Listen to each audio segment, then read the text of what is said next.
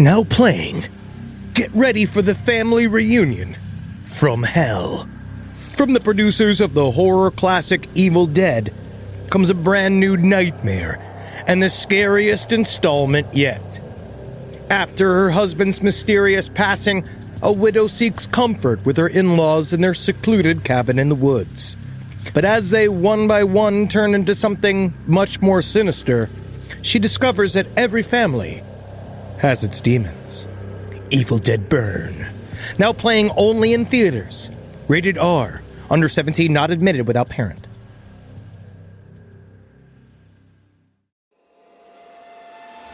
Last podcast on the left is all about the facts. So when Southern New Hampshire University came on as a sponsor, it was time to do some research. Turns out they offer more than 200 online degree programs, and get this, criminal justice and psychology are some of the most popular. Classes have no set meeting times, and tuition rates are some of the lowest in the U.S. Want to learn even more about SNHU? Visit snhu.edu/last. The story must be told. The story must be told.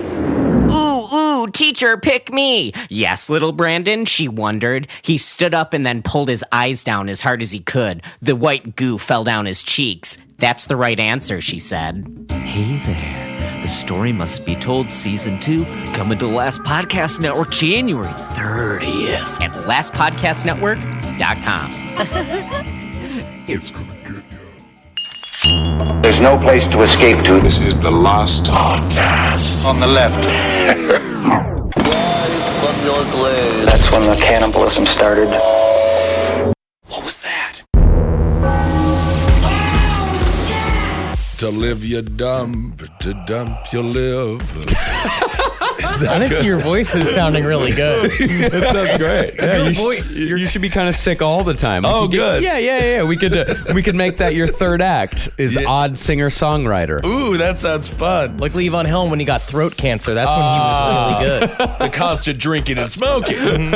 All right, Marcus, we have a big announcement up top here. Should we do this? Huge announcement. Love is in the air. Big. Fat Henry Zabrowski.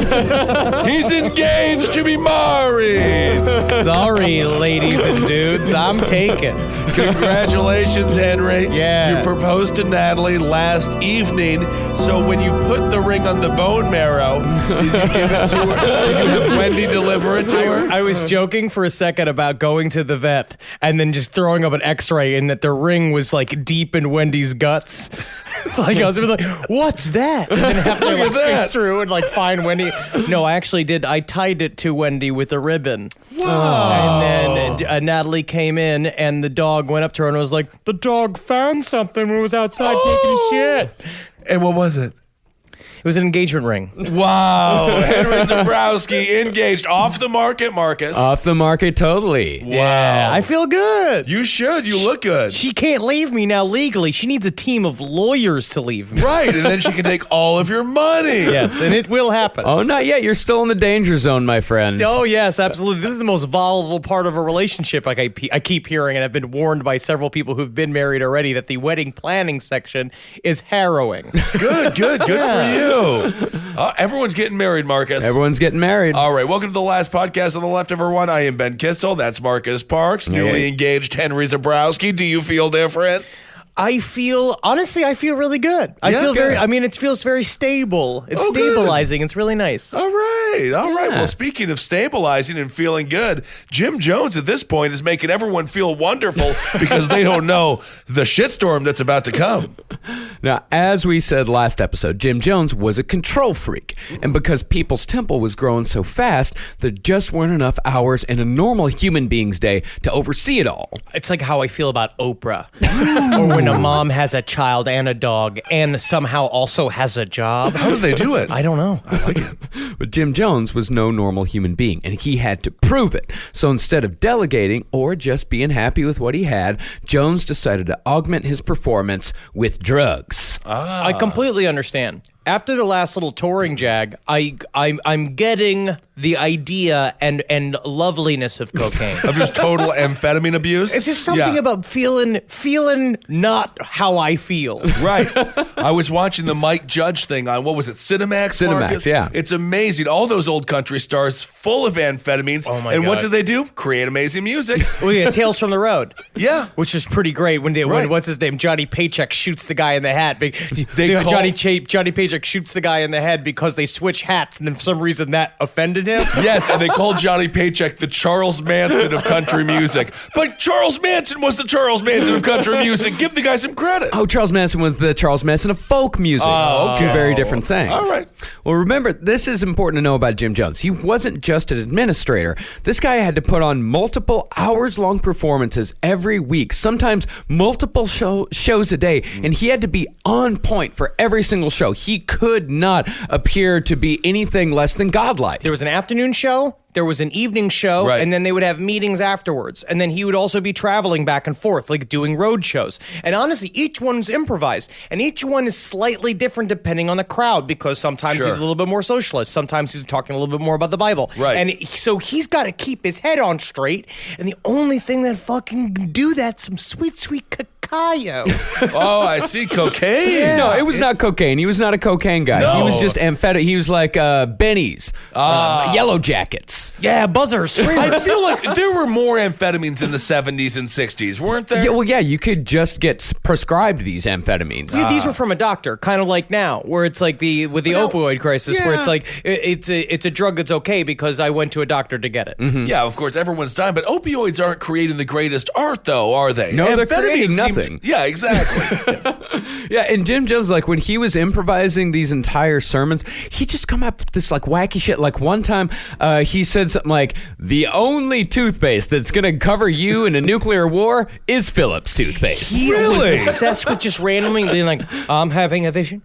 I'm having a vision that one of you will fall off of a bicycle if we all don't switch to crest. And then there's like, and that is real, where he lost his mind. Yeah. Okay, great marketer, though. Oh, yeah, man. And his people worked just as hard as he did, a lot of times bragging about how little they'd slept. And since they were in a socialist society, how hard they worked was pretty much the only status symbol they could have by design. Socialism doesn't sound fun. No. Not thrilling. It sounds like it's hard. Yeah. Capitalism is nice because I can have an Uber drive me to a place where then I can have my phone send me Fresh Direct. You know what I mean? Absolutely. Well, the nice thing about capitalism, or socialism rather, I'm so tall, I always have to grab things off the top shelf at the supermarket. In socialism, there is nothing on the top shelf, so it's all fine. You are a human ladder. Yes. You literally have to be used and also as a land bridge. If there's a big wide creek, you have to lie completely across it with your hands and your feet on either side. I understand my role. Well, Jim Jones worked harder than any of these guys, so he turned to amphetamines. As we know, Jim Jones was a naturally paranoid person. What we also know is that speedy shit can turn an already paranoid person into an absolute monster. Right. Well, Bill Cosby said that. R.I.P. Bill Cosby said that in one of his famous bits. It was like about speed, where he was the only time he ever cursed in one of his stand-up specials, where he turned to the guy. He was like, "I don't understand." It's like, I don't get what is the deal with doing cocaine. And Right. He's like, well, cocaine, it amplifies your personality. And Bill Cosby, the joke is, well, what if you're an asshole? Which is really funny, which is true, though. It's like, how many times have you been the only sober person in a room of people who are gacked out? It's fucking awful. Let me the time I'm the only sober person in the room full of people gacked out, let me just... It never happened. That has never happened. I don't know who that sad sap is, but I would never want to be them. Ever. Well, it's also, he's running every single part of the ministry. He is organizing fucking the buses. He is getting people. He's going back and forth across dealing with the nursing homes. He's dealing with his own the facilities in Mendocino. He's trying to arrange all the road trips. Right. So he's got a lot of shit going on. Yeah, and he's even going down to like administrative work. Like his administrative work was actually fantastic. They said that Jim Jones, what he did is he had a knack for putting people in the right place. Like there's this guy, Tim Carter, that was one of the biggest latest sources we have for like what went on in Jonestown, like he was like a higher up worker bee, but he came in and Jim Jones said, all right, you're in charge of putting together all the buses. You're in charge of getting everybody there on time. You're in charge of all the timetables. And he's like, I don't know how to fucking do this. But then once he started doing it, he found he had a knack for organization and he was fantastic at it. And he said that like Jim Jones, and that was another way that Jim Jones bound his followers to him, was that he had a knack for helping them do shit they didn't even know they knew how to do. How many institutions is Jim Jones running at this point? At this point right here, he's got his traveling road show. He's got Ukiah. He's not quite starting to franchise yet, but he's got nursing homes. They've got a laundromat. They've got secondhand stores. And the restaurant. And they do a bunch of restaurant? Yeah, the free restaurant, the soup kitchen. Ah, yes. So it's not as bad as it, but it's still, it costs money to put cameras in those toilets. You have to Chuck Berry it. Well, starting in like 1971, Jim Jones would have to take speed to keep him going, but when it was time to sleep, he had to take something for that as well, so he took Quaaludes to bring him back down. And all that back and forth, of course, made old Jimmy's eyes pretty red, and therein lies the mystery of the sunglasses. What is that? His eyes were constantly red, so he had to constantly wear the sunglasses to hide his eyes from his followers so he didn't look like a drug-addled asshole. And not like normal red, not like you slept on your face red, like crimson. He looked like Vlad the Impaler. It was very disconcerting to be around him. Yeah. And he'd be constantly tearing. He said to his eyes, imagine it's like a man who looks like a human vampire bat who's also constantly crying. Right. You'd be like, put a bandana on, do something else. Yeah. And he'd already been playing with the idea of the sunglasses. He kind of went on and off because sunglasses, something like that, like an accessory, helps to set you apart from your followers. Also, it has I think a very interesting psychological effect is that sunglasses are reflective surfaces. So when you look at Jim Jones in the eyes, you're literally only seeing your face. Mm-hmm. And so it's like you're beginning to associate him with you. What the cult leaders, the constant goal is to make you one with my own mind. And also we have a positive connotation to our own face and name. Mm-hmm. So as you, the longer you spend looking at your own face, the more you fall in love with the person that reminds you of yourself. Mm-hmm. Okay, powerful stuff. Very much so. But when the drugs came, the sunglasses went on almost permanently. But Jim Jones' excuse for wearing the sunglasses all the time was that he said that he had reached a holy state so powerful that if he were to actually look upon a person with his unfettered gaze, they would be burned by the godlike energy emanating from his eyes. He was like Cyclops from the X-Men, but instead of flames, just total amphetamines flying from his eyes into the audience's face. I also do think that he believed that. Yeah, I think that when you're on that many amphetamines, you have a lot of big ideas about yourself. Right. Yeah, and it was true that Jim Jones was extremely busy. In the early 70s, the coffers of People's Temple were large enough that they were able to buy a whole fleet of old decommissioned Greyhound buses. Is that a humble brag? I think that in the end, it's still just a bunch of old stinky buses. Can you imagine how a decommissioned Greyhound bus from the 60s? These were they were decommissioned in the 50s. That is meat and potato poops all over that Greyhound bus. Just filling the pipes, just absolutely log jam with it. They don't decommission a Greyhound bus unless 7 infants have to die. Yes. On a Greyhound bus without take it out of circulation. I was on one Greyhound bus, and I'm fairly certain whoever did whatever they did in the bathroom decommissioned that Greyhound bus. It was disgusting. And these buses only got more disgusting as the People's Temple used them because they used these buses to take road trips because when Jim Jones showed up in town, it wouldn't do for him to perform to an audience of just like 100 or 200. Right. They brought like 300-400 people. And in order to do that, they would jam, like, I think they were like 50-person capacity buses. Okay. So they would jam 70 people into these buses. They would have people in the seats, people on the aisles. They put the kids up in the luggage racks. And since they had to get, and since they, of course, like couldn't stop at a hotel or anything like that, they had 2 drivers working on shifts. So while one driver was behind the wheel, the other driver would be on a mattress in the luggage compartment. Oh. And the craziest thing is one of the drivers was Chris Farley from Billy Madison. He ate everybody's lunches. I mean, they were starving. Precious little field trip. Also, when you're socialist, you begin to form grooves in your hips that allow you to be stackable. Oh, That's an I didn't know important that. factor. Yes, you can always stack 5 socialists high. Well, that's kind of fun. Well, on these road shows, Jones upped his healing game. Instead of using plants, he started forcing unwitting people to be a part of the cancer scam. He'd still call someone out from the crowd telling them they had cancer, and he'd still use chicken guts. But instead of having them go to the other room, he'd have one of the People's Temple members go out into the audience dressed as a nurse. Hey, I'm a nurse. You got fucking cancer. Get up, buddy. I don't know how. Did you know you had cancer? Get the hell up. I don't have. You got a raspy voice. You some kind of Levon Helm? Come on, get up, you fucking throat-ridden. You got a beautiful voice. Thank you. You ever done radio? Do you podcast? Do I have cancer? You got cancer. Come on, get the fuck up. Jones would yell and cast out the cancer and such, and at just the right moment, the nurse would somehow slide the chicken guts into the audience member's mouth, who would then spit it back out again. You say it's like sleight of hand, but you know it's just been like, get this in your fucking mouth. Come on, shut up. The Lord wants this for you. The world's saddest Kentucky Fried Chicken. That is so disgusting. Yeah, and they called this passing a growth. Yeah. Oh, I could see God. That's what the doctor said when I was born. Mrs. Kissel, you did pass a growth. Unfortunately, when we originally looked at the x-rays, we assumed a watermelon-sized tumor had fused its way to his spine, but apparently it's a child. It's a child. And if anyone got too close to the growth after it had already been spit out, because they didn't want anyone looking at this, because if you got close enough, it was obviously just chicken guts. Right. Whoever it was that was around, whatever People's Temple member that was around, had to gobble it up before people could get a look at it. God. Oh, yeah, Mr. Jones, I'll do it. Sure thing, Johnny Garbage. Best off not like butter. It's all mad stinky. It falls on the ground. That's all right. Get away from me, Johnny Garbage. We all hate you. Oh. You got one service. That's why you're part of a social society. We're giving you a purpose. That's a big purpose. Gobbling up the chicken guts in a socialist society. Big time stuff. But people believe this shit. And when people believe, they give money. And Jim Jones had plenty of ways for them to give it to him. We're not talking a rich congregation here either. Very impoverished. You got a for the nickel most and part, dime 'em. right? The whole point Yeah. is doing hitting them a little bit at a time. That's what I do in Atlantic City with my slot machines. Nickel and dime, baby.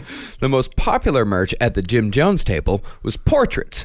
People could buy a picture of Jim Jones for $5, and with that picture in their possession, Jones would be able to protect them afar from illness, accident, or assault. And the more you bought, the more you were protected. It was like those get out of jail free cards you get if your family member's with a cop. Oh, yeah. But it's with a man that will fuck your wife and your son. Unfortunately.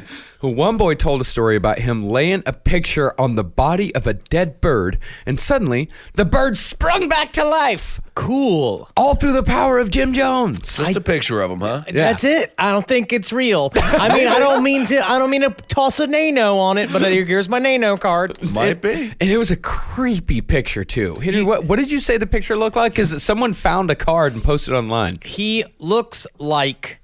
He obviously, I said last episode I said he looks like Sam the Eagle, which he does. He's got his, but also he sort of looks like Tom Cruise in disguise trying to go to the mall. Like he's just covered with prosthetics. He's got a big old monstrous head. Huge. He really does. He looks like if Tony Clifton fucked George Jones. He looks like It is like this. Yes. It's such a square, almost like like the old man from Up if he was young. Now, while it may not seem like $5 a pop for these pictures wouldn't amount to much, People's Temple would sometimes sell up to 600 in a single service. Wow. That's about $3,000 per service, and every bit of that tax-free. Can we start doing this? What have I just said? And I honestly don't think it's a lie. That if you take a picture of me and you leave it in a jar in the morning, sometimes nugs just appear overnight, and the nug gnomes come, and they're just like, "Oh fuck! Did we drop the nugs like we were supposed to last night in that fucking jar? Did we? Yeah, we did. I don't think we did, bro." We smoked all of them. But while Jones was raking in the money, his followers were living true socialist lifestyles back in Redwood Valley. And the funny thing was, a lot of the people who joined didn't actually know they were joining a socialist group. That talk was saved until after they'd moved in. Before you moved in, it had all been equality and doing good for others, and you think that's the sort of community that you're joining. But after you join, you're living in a shack with 12 other people. Yeah, it's like the idea of doing charity in LA where people assume it's like, oh, well, then you go and you get mimosas, and then you go and I have an old sweater I don't like, and so I'm dropping off at the shelter. But then you show up and it's a bunch of people like, we're all sharing a bar of soap. It's Sonia's turn on the toilet this weekend, and she gets it all weekend because she didn't get it for a month. Right. 12 strangers living in a shack. One comes up with a pro wrestling character called The Miz, and I watched The Miz last night, WWE Raw. Congrats. At Barclays Center. The Miz, new Intercontinental Champion, beating Roman Reigns. A lot can happen with 12 people in a shack. Does that really connect? I don't know. It's like the real world, but with no cameras and ultimate sadness. I think you were just trying to work in a way to tell everyone that you went to Raw 25 last night. Pretty cool. It was pretty cool. I Instagrammed the stories. I saw that, yes. Your Insta stories, the flurry and the blurriness of them look like as if my mentally handicapped cousin got a hold of a cell phone and started because he loved wrestling. Yes, he was my cameraman. But a part of this is the reason why they didn't know is because, again, remember, Jim Jones used to mix up the message wherever he was. Yeah. So he'd tell you whatever it is that you wanted to hear that you'd get out of the People's Temple, and then you just show up. And I got to say, it's got to be a hard-ass surprise. A socialist surprise is the hardest surprise. Were some people surprised by the religious aspect? Were some people brought in by the socialist aspect and be like, why the hell is he talking about God now? Well, that was mixed in with the public sermons, because in the private sermons, he mostly talked about socialism, because those private sermons, the ones that were for the People's Temple members, those were locked door affairs. And they actually had security at the door to make sure that there were no non-People's Temple members coming in. But that's where he got to God, right? So it was God in private and public? No. Oh, It was God, the opposite. It was God in public, and then it was socialism in private. It was God and equality. But as we'll see later on, he did try going for the socialism in public a couple times, but it did not work. It doesn't mix, even though. But the thing is that socialists are like way more down to play ball. Yeah. They understand a little bit more, we kind of got to lie about the God shit to build our numbers. And in the end, we're going to serve the community and we're going to serve the human race. So who gives a shit if he's talking about God? Yeah. But the problem is that God people don't feel the same way. Yeah. Of course, socialists are the only political party that lie about believing in God. That's the only one. There isn't another mainstream political party. No. This is a paid ad by BetterHelp. You know, stigma shows up in a lot of different places. I know I had to explain to my handyman about the devil imagery in my home. I had to explain that in our home, El Diablo es bueno. And he reluctantly agreed. I think largely just because he was in my home and he was scared. But over time, he began to see, the devil can be my amigo.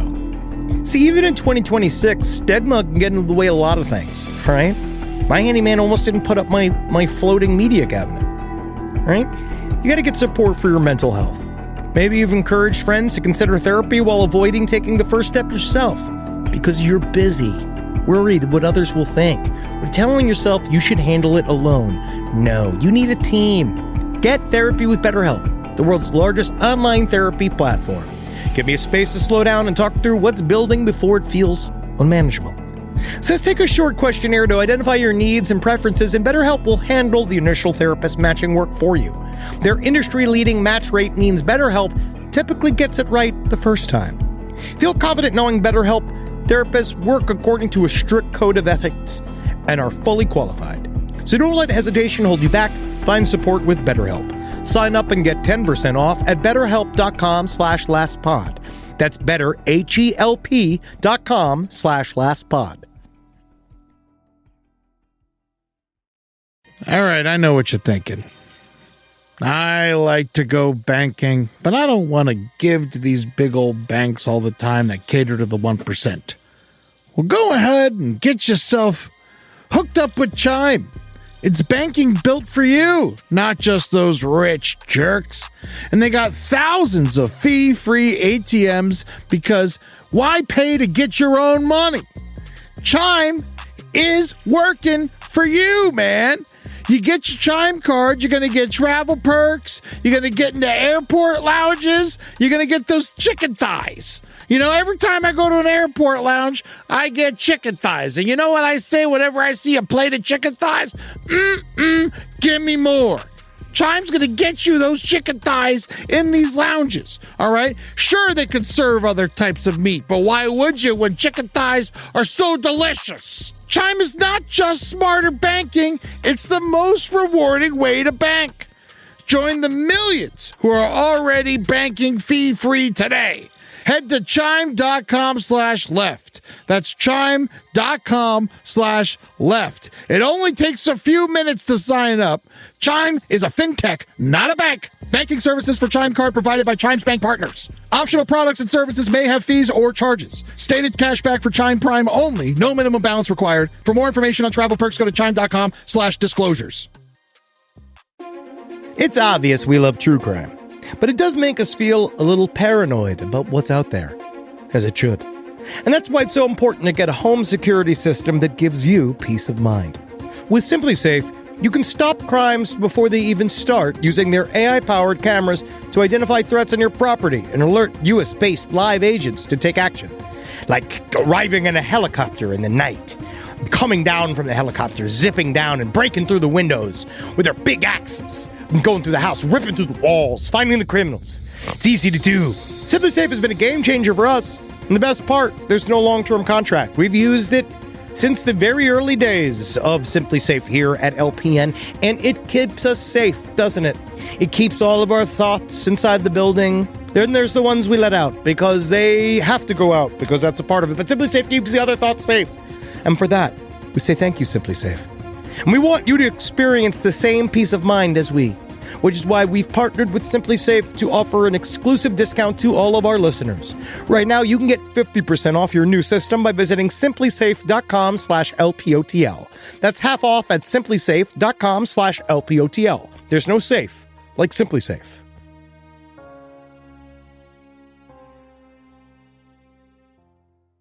Now, these camps, they weren't like Aum Shinrikyo camps or anything. Like, they're not being, like, forced to wear diapers and being beat with reeds and things like that. No cabbage. No cabbage to be found. Not a cabbage society, because actually I think they might not have been able to afford cabbage. Cabbage, you'd be spread. That's up to 5 cents a head. Wow. All right, you got it. You could peel off some leaves if you see a lazy marketeer. Is that what you call someone who runs a market? No, it wasn't that bad, but anytime someone even thought about complaining, either a member of the People's Temple or Jones himself had one word to shut them up: bourgeois. Which is an insult that doesn't cut me. You know what I mean? It just doesn't get to me, but I understand. Bourgeois, does that mean they just don't want to, they want to have any kind of amenities in their life whatsoever? Hey man, you didn't like eating oatmeal for breakfast and peanut butter for lunch every day? Bourgeois. Bourgeois pig. That's what you are. I'm wearing a Jose Bank jacket. How does that make me bourgeois? Don't like shitting in front of other people? No. Bourgeois? Bourgeois pig. Hey, the revolution will take you down. I just don't want to feel like Charles Manson taking a bath. Don't want to have sex with Jim Jones? No. Bourgeois? What? Hey, you stinky butt. You get shit all over the father's dick. How dare you? You know he likes a clean dipstick when he poos the dirt so that he can put it in his wife and he doesn't get any shit in the pussy. Well, you know what? I actually feel better. For the first time, I am part of the bourgeoisie. Yeah, and Jim Jones used that word to justify other sexual habits as well. When one of his black followers asked Jim why he only slept with white women, Jim got super pissed off and said it was because the white women needed to be snapped out of their bourgeois attitudes. And since black people didn't have bourgeois attitudes, there was no reason to have sex with them, see? Okay. And doesn't that make sense? The math adds up. Sure. I have no idea. He's sitting there being like, did I get away with that? Did I just do that? Did I just do that? Because you know nothing pounds the bourgeoisie out of a woman or a lost Vietnam vet man quite like the 5.5-inch penis of Jim Jones. Jim Jones. He honestly, apparently he was really packing. Yeah. Oh, yeah. Jim Jones had a honker. Isn't that something? Yeah, he said it was enough for the entire proletariat. Wow.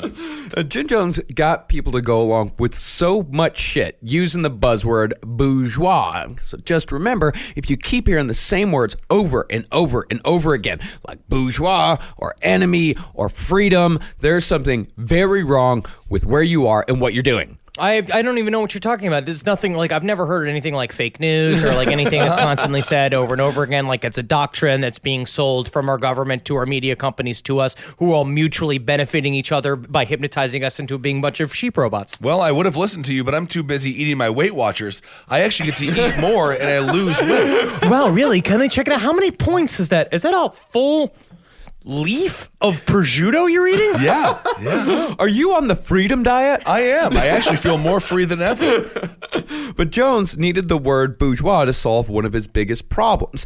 Now, a lot of his followers, being a part of People's Temple was a step up, and a lot of them came from intense poverty, so a job and a roof over their head was about the best life they had. It's like finding somebody that you just got out of a halfway house. They're really easy to get into a solid relationship with because you just have to. You give them a full house. All you have to do is give them a slight tick up in lifestyle. And you got them. Yeah, naturally. Yeah, but other followers were coming from middle and upper class backgrounds, and they were super educated. They were college boys and girls. And if they left, they were almost guaranteed to be living a better life comfort-wise almost immediately. They didn't need People's Temple. Well, why would they go there in the first place then? Ideological reasons, because it was, this was the early 70s, late 60s. You got Vietnam going on. You got riots in every fucking city. I mean, leadership is failing at every level in America and had been for a long time. People were lost. You've got you've got cops on the streets in Birmingham sicking dogs after people and hitting people with fire hoses. Shit's fucked up. So and people are looking for they're looking for a utopian society. They're looking for something better, and Jim Jones is giving them that. There were two decades in this country's history where you could just say anything and just get away with it and be like, it was the 60s. Like, why did you wear shoes on your hands? It was the 60s. It was the 60s, and if you remember the 60s and you weren't wearing shoes on your hands, and then you weren't alive during the 60s and you weren't wearing shoes on your hands. It was an excuse for everything. Those 20 years of madness. Yeah. Oh, it was 20 years of madness. And, in the 70s don't get enough credit for being a particularly fucked up time in American history. I mean, it was possibly the worst decade we'd had since the Civil War. Everything went wrong. Leadership failed on every single level. And it only got worse as the years went on, especially when 1978 came and Jonestown happened. People are like, 900 people? Are you fucking kidding me? This is my impression of the most positive Vietnam soldier of all time. Free Kool-Aid. Oh, Kool-Aid, wow. But also remember, what seems like a great idea on Wednesday, you know what I mean? You're showing up, we're a part of the socialist world. It doesn't really matter on Saturday when you have to give up your orchestra level tickets to Rush because you have to go empty out the septic tanks because it's you pulled the short straw, being like, no, you're fucked. You're like these people. So all of a sudden you have these upper class people showing up, quote unquote upper class people that are like, oh wow, this is what commitment to the cause means, and it's very difficult to keep them in play. He's got to make sure they're happy though, doesn't he? Well, it's because they're the money sources. Right. Yeah. He has to manipulate these people in a completely different way. So besides screaming bourgeois, Jim manipulated these people's arrogance and self-worth.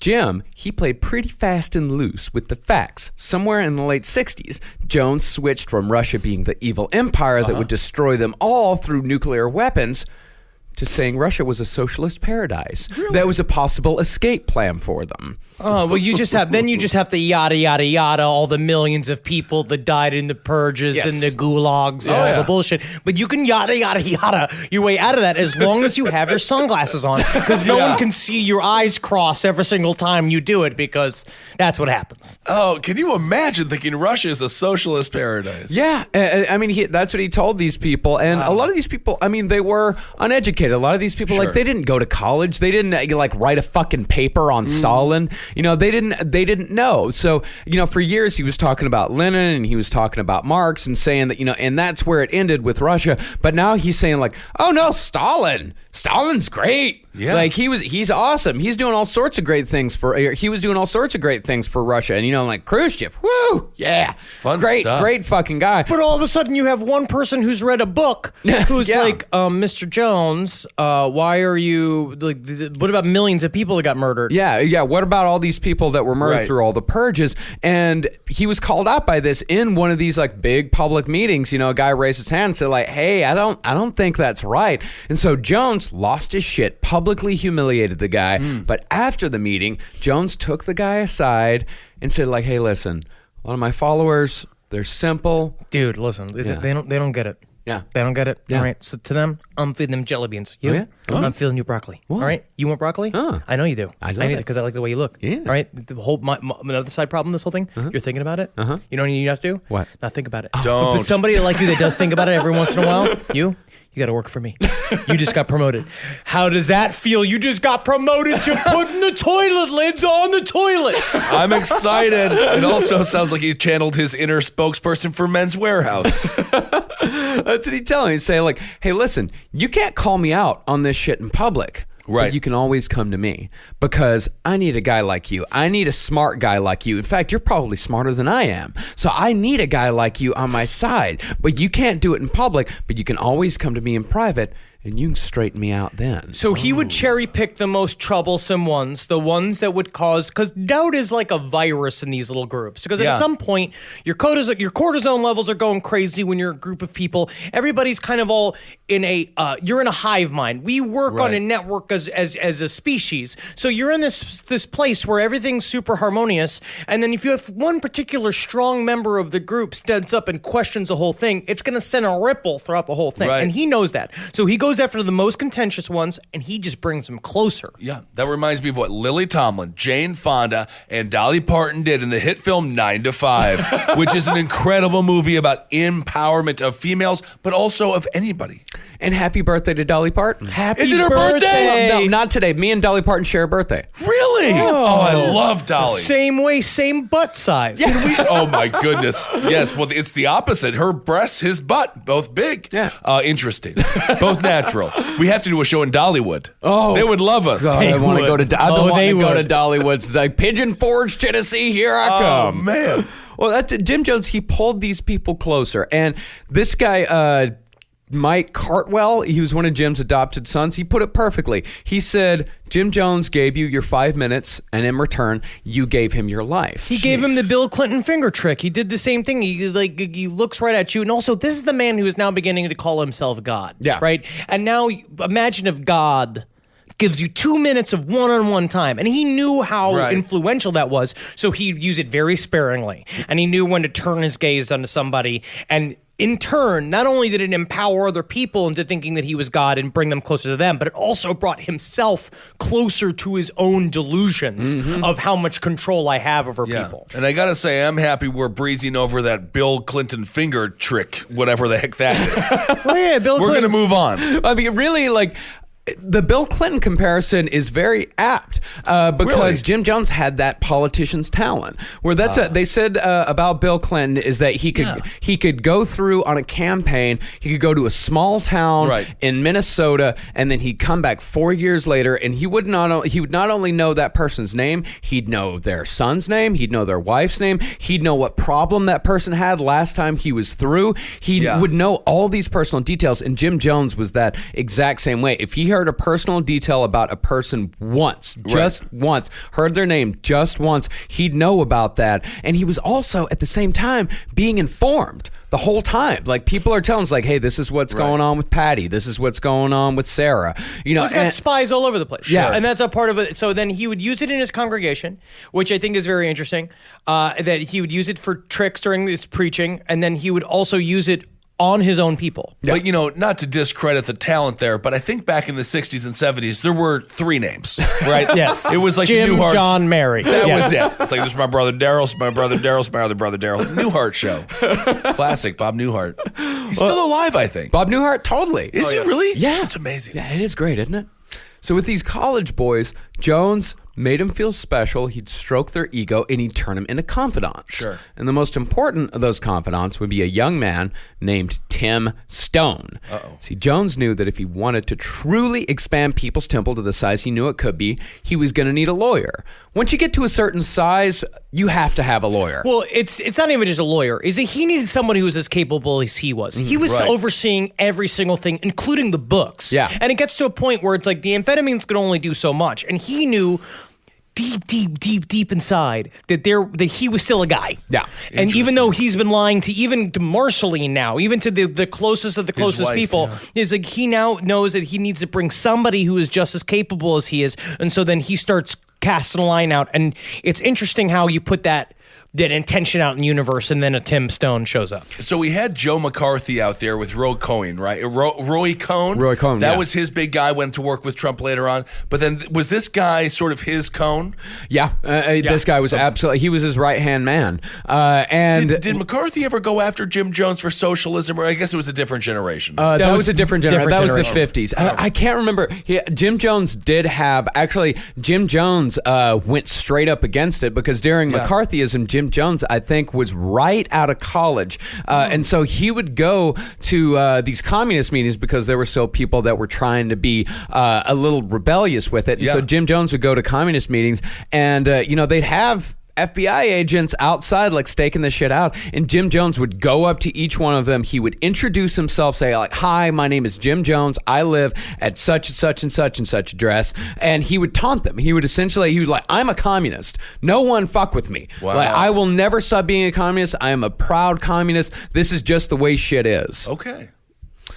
So as far as Tim Stone went, this guy, if Jim Jones needed a right-hand man, he needed a guy that not only believed in the cause, but also believed in Jim Jones. Right. Luckily for him, Tim Stone happened to be just in the neighborhood. He didn't even have to look far. Tim Stone was an assistant DA for Mendocino County, where Redwood Valley was located. Wow. He was just right there. And this guy, Powerful guy. Yeah, he took to the temple's message like a duck to water. Jones could not have accomplished half of what he did in the years to come without Tim Stone. So this guy's an ADA. He's helping put people in jail. He's a rising star too. Wow. He's not like just a guy that's sitting on the benches. Like, everyone around knew, like, Tim Stone, that guy's got a future. And when he joined up with People's Temple, people were like, "What the fuck are you doing?" Were people public about it? About People's Temple? Yeah, would this Stone guy be like, "I'm with this dude"? Absolutely. Okay. No, they had to be. That was a requirement. Oh, okay. Like, it wasn't something that you kept secret. Like, you had to be out and out with being a part of People's Temple because they were actually proud because they thought it was such a good thing. They didn't think they were in a cult. They thought they were a part of a group that was working towards equality and just the general betterment of man. They thought they were being an example, and you can't be an example if you don't tell everybody what you're doing. How do they know you're a good person if you don't tell them you're a good person, Ben? Right, yeah, of course. Now, if the drugs were the secret ingredient to Jones's evil, then Stone was the secret ingredient to his success. But with Tim Stone came his wife, Grace. And since Tim spent most of his time with Jim, Tim's marriage started to fall apart. And since Grace was lonely, she started talking about her problems to other People's Temple's members. What she didn't know, though, was that People's Temple kept a huge database of handwritten note cards containing information on every single member. So who's taking all these notes? Everyone. So everyone is just kind of snitching on everyone else. Everyone. It's not like Scientology where, like, people are doing audits and you know, Right. they're freely giving the information. They would just report on each other in conversation. It was like Nazi Germany. And this shit was done. It wasn't like Scientologists where they would sit in a room and they would confess this shit. This stuff was done by, like, tiny, cute little old ladies. Right. They would sit there and, like, they ask you sweet questions where all of a sudden they're like, "So do you like chocolate or vanilla?" Chocolate? Yeah, good. What's your deepest fear? Spiders? Yeah. Oh, is that just spiders? Just something simple like spiders? I Or thought we were talking about ice cream. no. What's something that shakes you to your core? Just curious, my dear. Loneliness. Yeah, loneliness, Standing up, being never alone. having anything, dying alone, maybe never no one support you. Tell me, what's your favorite soup? Split pea soup. Oh, that's good to know. Tell me, what's your deepest weakness?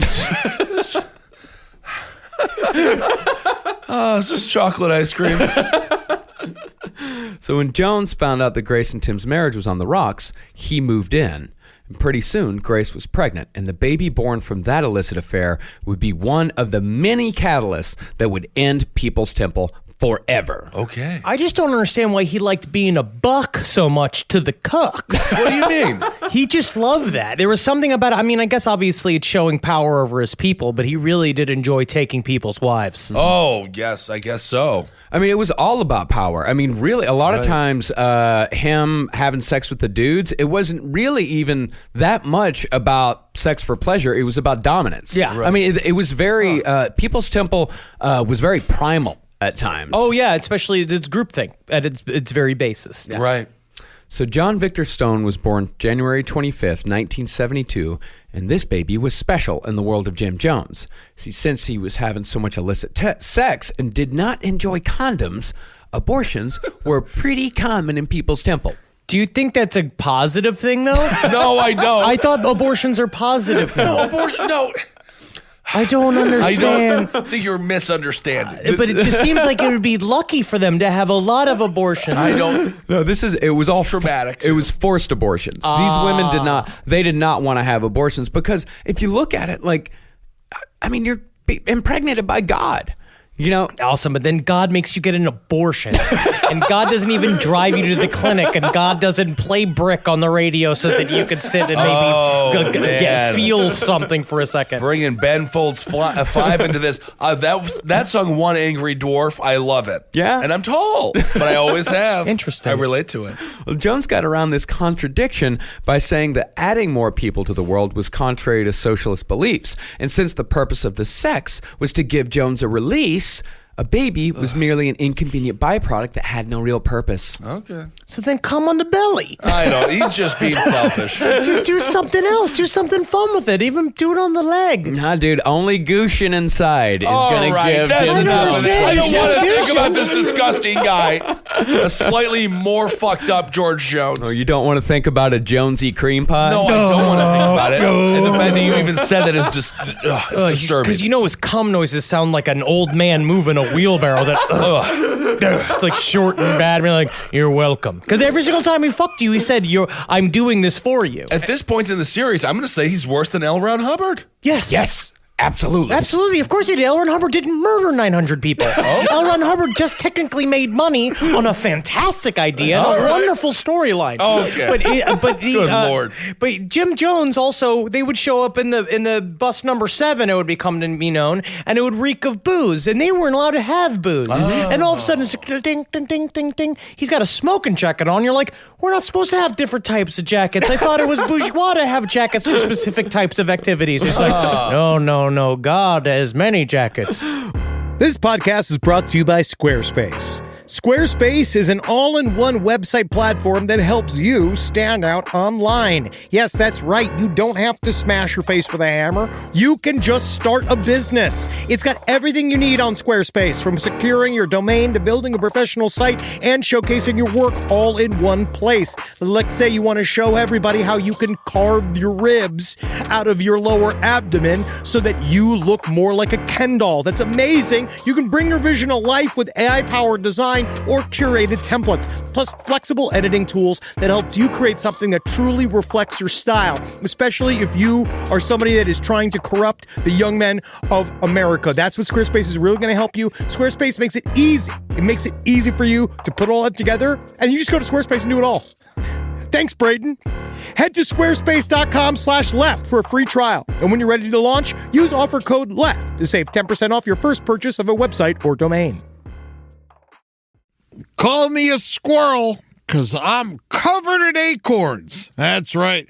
So many people are focused on where their money is today. And Acorns is the financial wellness app that cares about where your money is going tomorrow. Let Acorns work for you. You put acorns in the ground and you're gonna get trees tomorrow. That's right, investments.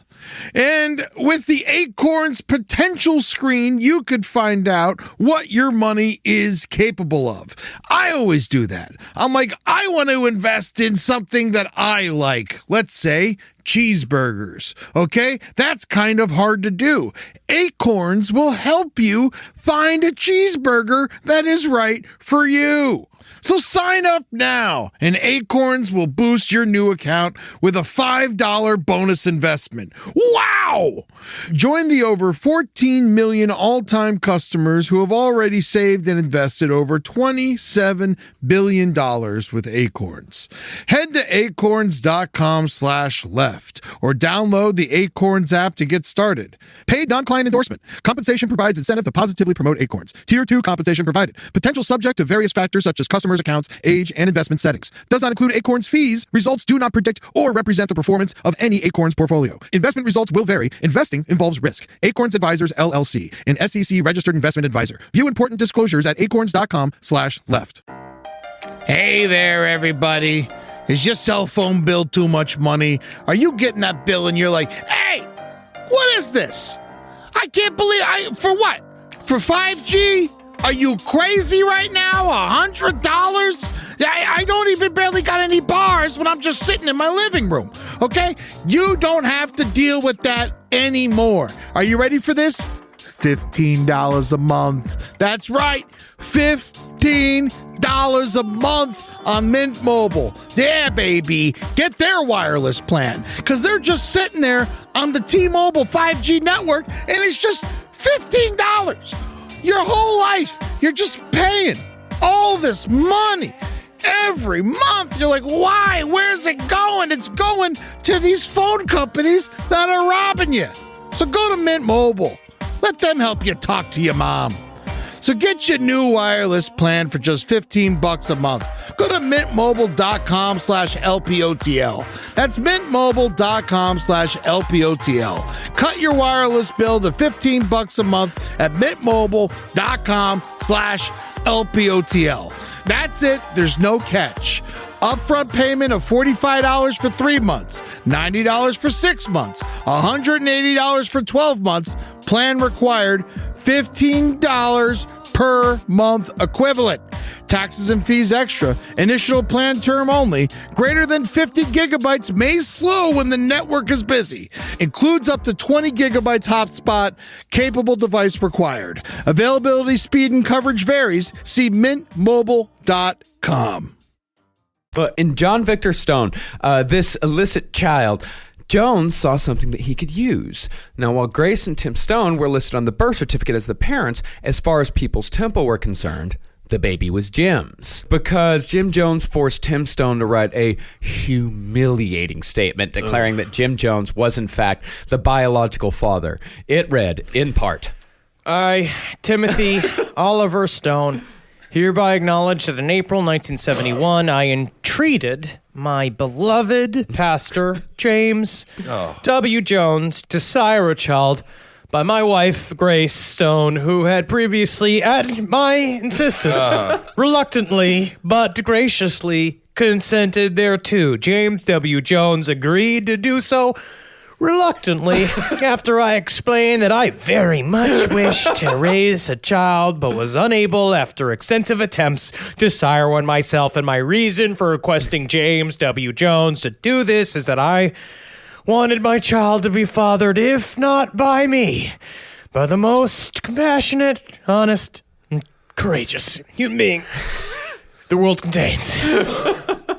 This is an ADA. This is an ADA. Yes, this is a man, highly educated, powerful man. Powerful lawyer. Yeah. But probably could have been a Robert Kennedy. Yeah. Wow.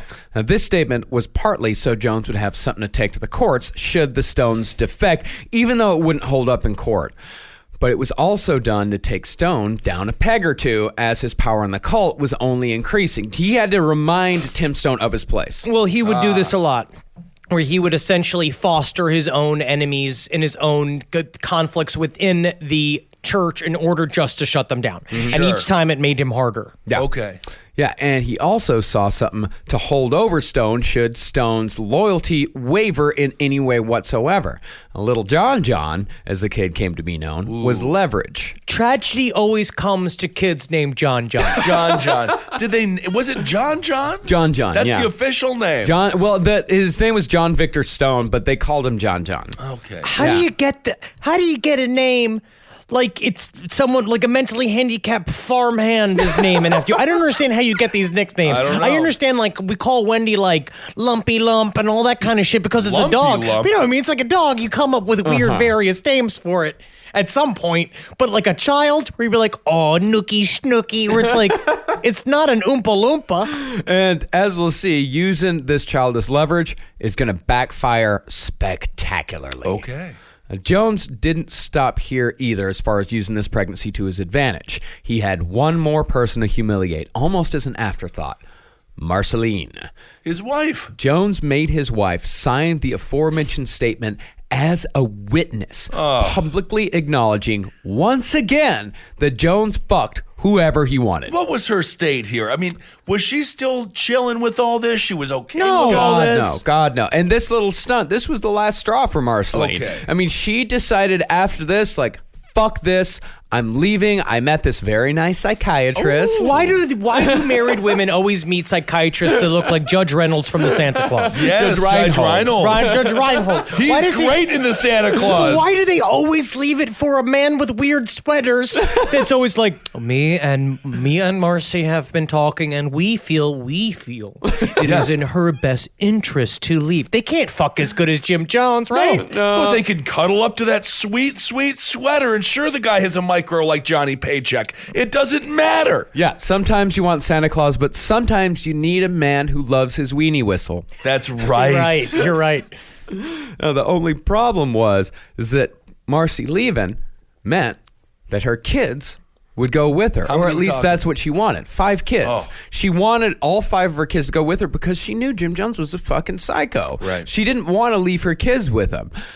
So after Marceline told Jones what she was going to do, Jones called a family meeting. And after Marceline held fast on her position, Jones tried intimidating her like he did his followers, saying she would be met, quote, by the Avengers of Death. But at this point, she's heard the God spiel from him from a while. Yeah. Right. And she's like, all right, all of this is horse shit. I'm, of course, as we've said multiple times, Marcy was like his first follower and his closest follower. Right. But she's like, I know you're not going to send fucking lightning after me. You're not Thor. Like, it's like, we're going to do, it's like, what are you going to do? And so finally, Jim Jones was being like, well, how about we'll cut the angel shit and just say, I will kill you. Yeah. And doing it in front of the kids. Like they're in a family meeting, and Jim Jones is saying like, listen, your mother wants to take you away from me. She wants to take you out of here. And when the kids are like, well, like they weren't really swayed by that. Like they kind of thought about, because they fucking love their mother. She was actually a good mother. Right. But after that, Jim Jones was like, yeah, if you take him, I'm just gonna fucking kill you. And so after that, and because at this point he had a full fucking private army. Yeah, he had a small crew. one. A small one, at least. He had a crew, like fucking jackbooted thugs. They're fucking armed. They are fiercely loyal.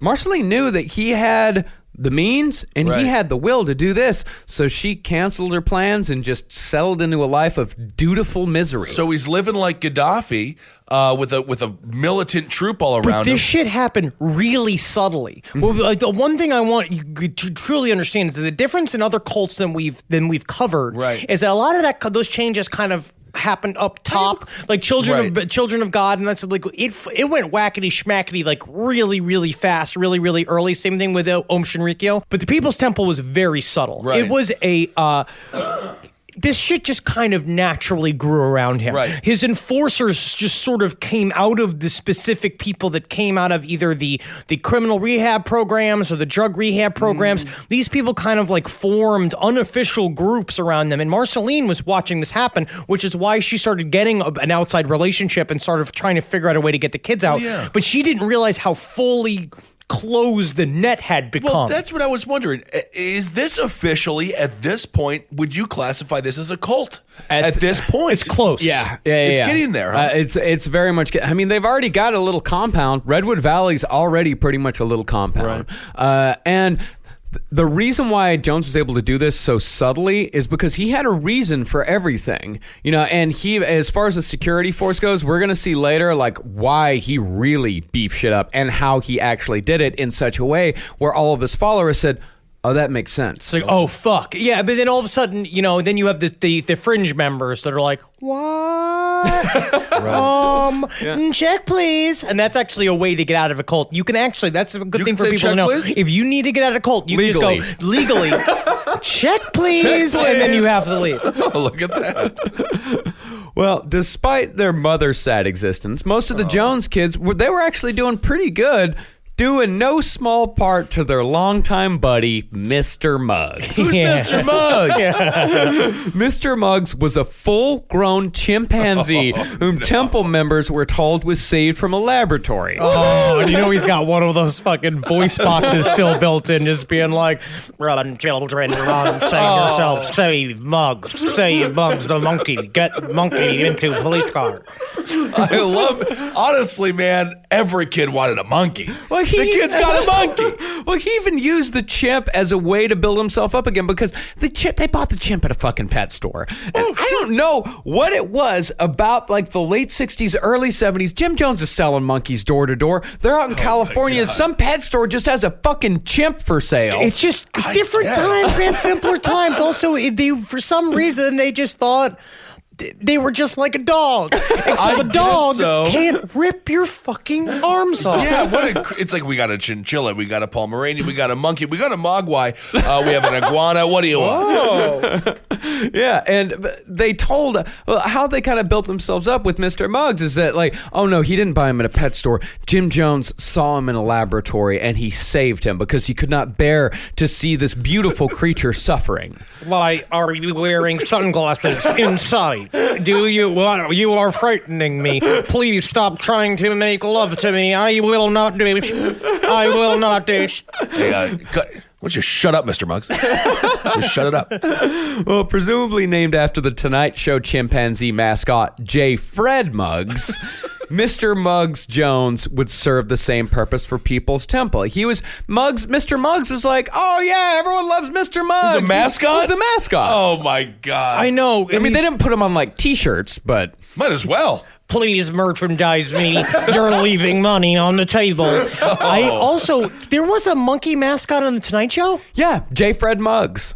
I found this out by, I Googled, Mr. Muggs chimpanzee to see what kind of Mr. Muggs stories I could get. And yeah, he has his own Wikipedia page, a very long Wikipedia page. He had his own spinoff show, the J. Fred Muggs Show. So you mean to tell me they allowed a chimp to run an entire television show? I guess so. And was it just canceled because it ripped Raquel Welch's face off in the thing? They're like, we've got to figure out a way to put it back on. Can you just imagine Ed McMahon getting slam wasted with that monkey in the backstage? I tell you what, this chimp makes a lot of sense when he talks about immigration. Did you read Gump and Company? No, we were talking about this. What the hell's Gump and Company? Gump and Company was the sequel to the book Forrest Gump. I didn't even know it was a book. Yeah, Forrest Gump was totally a book. And then after the movie came out and it was so big, the writer wrote a sequel called Gump and Company. And in Gump and Company, of course, he gets into a lot more wacky adventures. And in the book, Forrest Gump, Raquel Welch, and a chimp all go into space together. I totally would have guessed it. Talk about, I could have called that. What an easy plot. I would love to hear the interview with the author of Gump and Company. Be like, so how do you describe the book?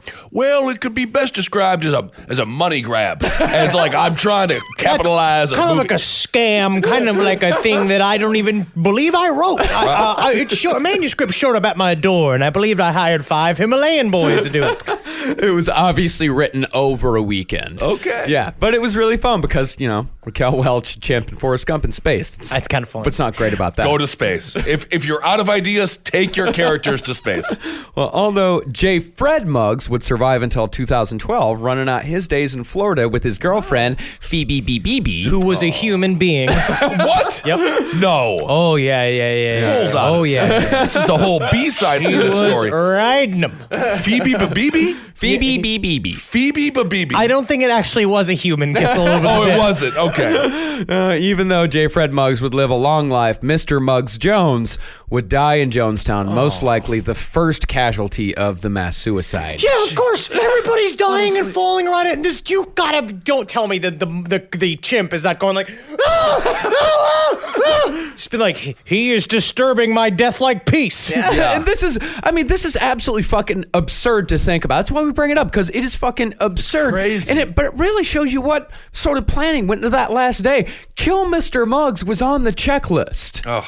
And either that or someone thought like, oh, fuck, what about the monkey? And just took care of him in a last-minute mercy. They shot him in the back of the head. I'll never tell what happened here. Oh, man. And then they shot him like Che Guevara. Oh, just let him go in the forest. Yeah, they absolutely could have. I mean, there were no chimps there, but you know what? Those forests in Jonestown were full of monkeys. They said that was actually, in the mornings, monkeys were their roosters. Is that they'd wake up. That's terrifying. It is kind of scary. Monkeys are our roosters.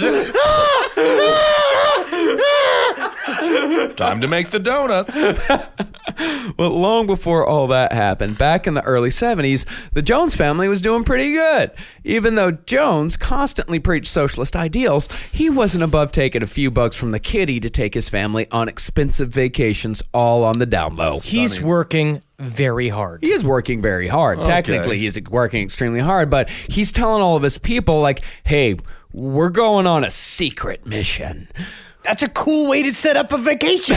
Yeah. He's like, we're going on a secret mission. We'll be back in like a week. We're going to this place, Wally World. I hope it's open. You better check if it's open first. Now, the only Jones child who didn't seem to be enjoying himself was Jim and Marceline's only true-born son, Stephen. Now, whether it was because of depression or if it was just a cry for help, Stephen attempted suicide 3 times when he was 12. He himself said it was a lot. cry. Just 1 year? He said it was a cry for help. Oh, of course it was. Now, since Jones was a hardcore drug addict, it was important for him to keep a large and convenient stash of lewds around the Jones household at all times. And it was with these pills that Stephen attempted suicide. And even after the second attempt, even after the third, Jones still kept the pills readily available, all for his own convenience, even though his son was grabbing him and taking him whenever he could. Okay. And possibly even worse than that was the fact that Jones didn't really seem to give a shit. Well, in the end, I imagine he thought that Stephen would learn to take care of himself or not. And also Jones I can't imagine he really thought too much outside of himself and his own dick. Absolutely not. You know, Is Stephen the oldest? Stephen, well, no, there's a couple. No, Lou is older than him. I think it goes, I think it was Agnes, Lou, who were both adopted kids. But Stephen was Jim and Marceline's only biological son. Okay. All the rest of the kids were adopted. Well, isn't that stunning? He would have a love for lewds. Yeah, I mean, I think Jim Jones, like, he'd always talk big about like how when he died, Marceline was going to take over, and then when Marceline died, Stephen would take over after that. But I think like deep down, he didn't give a shit about Stephen. He didn't give a shit about Marceline because I think he always knew, or at least hoped, that when he died, the church was going to die with him. I think you see that over and over again. That sentiment is it's put into a lot of his speeches, especially as it gets closer and closer to their move to Guyana. Right. And he is. I think that's very true. Yeah. And I think that's the most dangerous thing, of course, because essentially, like, well, then if I die, then you all have to die too. Right. You could see how that algebra. So it was a power thing. Absolutely. Yeah. It was just, well, it was arrogance, really. I mean, it's like that nothing is going to survive past this. And, you know, the Jonestown, the death tape, there's always like one sentence that sticks out in my mind so much. And I think what you just said like really reminded me of that, is he's talking and telling him everything that he's done for him. And there's this one sentence that just fucking lives with me is Jim Jones says, "I am the best friend you will ever have." Oof. You know, and people and Remember everyone, his tombstone of his father? Everyone is my friend. Oh. It's very interesting. It's kind of the same shit. It's weird how it's like all these things kind of go, it like even unconsciously feeds back into the end moments. Mm-hmm. Wow. Yeah, it's crazy. But in the meantime, before any of that happened, Jim Jones kept his congregation enraptured. Around 1970, Jones started really driving it home that he and he alone was their salvation. And he slowly started replacing God in these people's lives with himself. Huh. Here's a quote from Raven by John Jacobs and Tim Reiterman. "You prayed to your sky god, and he never heard your prayers. You asked and begged and pleaded in your suffering, and he never gave you any food. He never gave you a bed, he never provided you a home. But I, your socialist worker god, have given you all these things." And in a lot of ways, he did, right? He actually did. I mean, people were getting results. But he's not God. It's about results. But again, he's not God. But it's about that's the big results. jump. He can say, I gave you shit, and they'd be like, yes, Right. you did, but you can't all of a sudden. Once you start, the term socialist worker God Right. seems to be a trigger where I'd be like, check, please. Check, And then please. They call you a taxi, and then you get in, they give you $100, and you can go buy a suit. Right. Yeah, and Jones followed this statement as he would many times after by throwing the Bible across the room. And then he'd pick it up and he'd throw it again. And then he'd run over to it and he'd jump up and down on it. And then the band would play a fanfare and he'd start dancing on And it. hit me. 1, 2, 3, 4. Dum, dum, dum, dum, dum, dum, dum. Get up, get on up. Him just dancing on like fucking James Brown. And you gotta Because remember, the band was But awesome. but there's chicken gut. It's like Marilyn Manson meets James Brown. Yes. It sounds like a Manson concert. but he would pick up the Bible, he'd throw it across the room, he'd jump up and down on it and be like, if this fucking Bible means anything, God, strike me dead. And like he sat there waiting to die, and then he'd be like, see? You see how there's no God? And you remember the fundamentalist Christians that were involved, these are revivalist era Christians that were involved in the People's Temple. Right. They believed that the Word of God in the Bible was completely real. They thought it was a nonfiction book. And so Right. the idea is that you watch it happen. Because how many times it's like I see people, even I felt the tiniest twinge of something. I had an old school Bible built in my books when I was moving out of my apartment here. And I took it and I was just like, fuck this. And I threw it in the garbage can. And there's always like a little magical moment where you're like, oh, fuck. Yeah. What did I just do? But then it's interesting how that can grip people, especially when they spent their whole lives believing Of that. course, yeah. He prepped them for this. This was not something that was out of the blue, because for years he had been preaching about the contradictions in the Bible, where he would say like, yes, the Bible, yes, there are a lot of things going on there, but the Bible is a man-made object. This is something that was written by men, and he'd go through in his sermons and he'd point out all the contradictions in the Bible. He's like, well, it says this in the Old Testament, and it says this in the New Testament, and it says this in Mark, and it says this in Luke, and it says this in Exodus and this in Deuteronomy.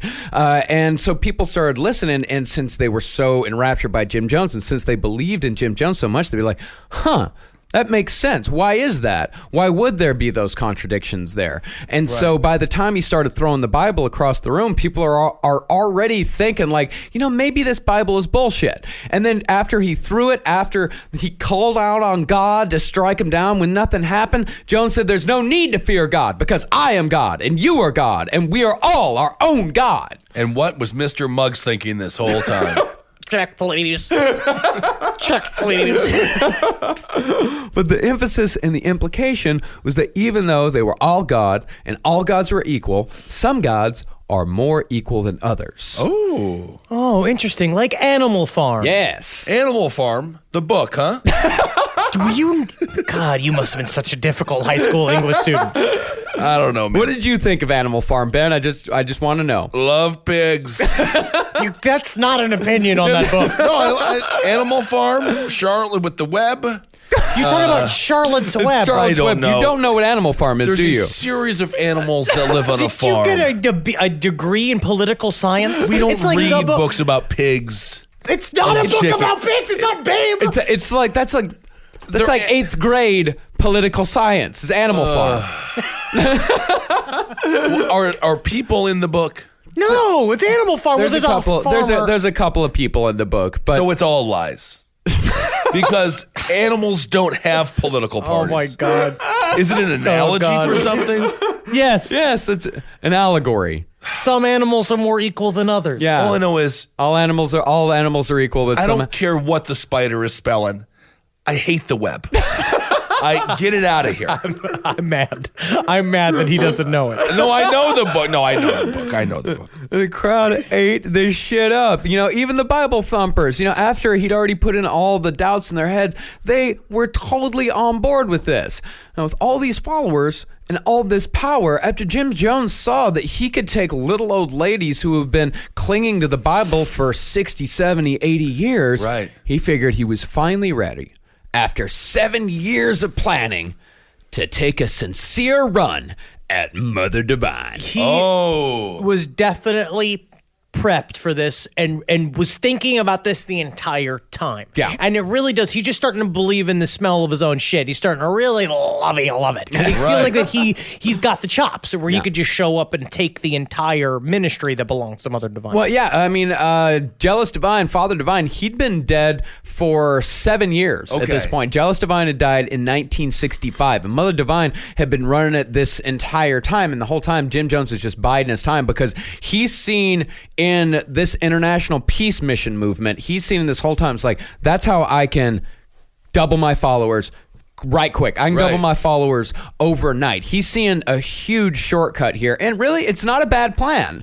You know, it's a dumb plan, but all this shit's dumb. Wants to go steal another congregation. Yeah, I guess. It's sort of like the video game Civilization, I believe. I think you could do. I seem to remember that from Civ, where you could go and you could get other people's armies and shit. Oh no, you just you just invade another country, and then once you take the capital city, you get all of the cities. That's a good game. Man. Yeah. Oh god, I love Civilization. God, I love Civ so much. It works every time. Look what happened in Iraq. Loyal soldiers. They were ready for us. Totally ready. Willing to fight for us. Now, if you remember from our first episode, Mother Divine was the heir to the, as I said, International Peace Mission movement, originally run by Father Divine, who died and left it to Mother in 1965. Jones's plan for this movement for all these years was to show up and say that Father Divine had jumped bodies, just as Mother Divine had so many years ago from Penania to that Canadian girl. Can you imagine the look on Mother Divine's face, right? When he shows up and he says, Father Divine's jumped to my body, and she knows that the other story was horseshit too. Yeah. I just can't imagine Mother Divine standing in front of the congregation just turning to Jim Jones being like, well, I don't know if that's the way it really went there. I don't know if he really just jumped into your body there. And he's like, oh, I think it did. I think that's exactly how it happened. It's like, oh, no. See, it works for some and not for others. I became Irish. It's just a strange episode of Quantum Leap, huh? Yeah, I mean, where everybody's fucking each other. Yeah, exactly. Yeah, I mean, Jones's plan is that if he could convince Mother Divine that Father Divine had jumped bodies into Jim Jones, if he could convince Mother Divine, then she would convince all the rest of the followers. All he had to do. That is such a crazy thing to have to convince somebody of. Yeah. Well, it's because she knew the other story was bullshit too. So you can't sit here and be like, oh wow, is that real? He's got to know that he knows that that is bullshit. Oh, well, he's got to hedge. He's got to hedge the bets, you know, and he's got to think like, okay, I believe in my bullshit pretty hard. How hard does she believe in her bullshit? It's poker with bullshit. Yeah, bullshit poker. It's liar's poker. Yeah, I mean, it's like trying to see like who's gonna break first. Okay. But he also thought, you know, besides just convincing Mother Divine, like he had to kind of sway the congregation as well with all this shit. Like he had to kind of put the congregation a bit. He had to make them a little wobbly, so when he really ran at Mother Divine, she would be a little wobbly as well, and maybe feel like, okay, like I could merge these houses. Okay. It's kind of like the movie either Fury or like the movie with the brain scanners. Oh. It's like Scanners, where you basically have two people, because it's not about her and him. It's that he knows he's got to flip her crowd. Yeah. And the way you do that is you have to mentally beat Mother Divine in sort of like a staring contest in front of everyone, where you show up and be like, who jumped bodies? Me or you? Who's jumping bodies now? Did I jump bodies? Like, well, I don't know. I don't know if I did. I don't know if you did. I think that I know that you did, and I think I know that I did. And you have to be a bunch of people, just a silent group of people just staring at them, being like, who's winning? Yeah, what the hell is going on? Well, this is how he tried to make this happen. He loaded about 200 of his most loyal followers and drove them across the country to the Divine compound outside of Philadelphia. And he also brought a few empty buses because he figured, this is how arrogant he was. He figured that in about 5-6 days' time, he was going to dazzle these people so hard that they were going to be bringing hundreds of people back with him. But remember, he has reason to believe this, because this is how he's run his game for so long, is that people would show up on his road shows. They'd always have like one empty bus or like room in a couple of the buses. And basically they'd whip up the music and then you'd be like, woo, right. Praise Jesus, woo. And you're jumping and dancing with them. Be like, yeah, woo, yeah, oh, look at that soup. Oh, wow, soup, that's free soup. Woo! I'm dancing. I got Jesus in my feet. Woo! All of a sudden, you're on the bus. Woo! This dance without you. Oh, got my seatbelt on. Isn't this funny? Ah, it's crazy. Got my seatbelt on. Bus pulls off. Where are we going? Right. You're in the People's Temple now. Oh, shit. That reminds me of what I did to my friend Dave. At 2 o'clock in the morning, we were very intoxicated. We said, we're going to South Dakota, going to Mount Rushmore. He's like, okay. Yes, you think you're the funniest man I've ever met. Yeah, but then I threw him in the car, and then 12 hours later, he woke up. I was smoking Winston's. I was like, we're almost there. Oh, fuck. And then he was horrified. I got to go to psych class. But But it's a part of it, but that's not even a joke. It's like people would part of their way onto their buses, and all of a sudden, now you're in the People's Temple. You're What do you part of do? a socialist community, and you're fucking stuck there because you don't have any of your bullshit anymore. You don't have any money or possessions. Isn't it kidnapping? No, it's but kind of like emotional kidnapping. You kind of flip your mind. It's like because the part of it is what we were talking about before is that you lie to yourself like you could handle the community part of it. You think that you're ready to join something pure and crazy, but then when you show up, you're like, oh wow, how many bathrooms are there? How much food is there? You know, it's the reality is shocking. Sure. Yeah. And when Jim Jones got to the International Peace Mission movement and he started talking, like first he was talking all nice and sweet, me like, it's so great to be here. I love this movement. You know, Father Divine is inside me now. He kind of jumped inside of me to the point where I did a reverse Fresh Prince and came from California to Philadelphia. But people weren't really buying it, and Mother Divine also was like, "Oh, I don't know about this." Yeah, no kidding. And then who's this white man? Like, legitimately, it's been like, who's this white guy that just showed up? Even though Mother Divine was also white. Oh yeah, I forgot Canadian. You forgot that she was a white Canadian. Oh yeah, that's why the first were like, what?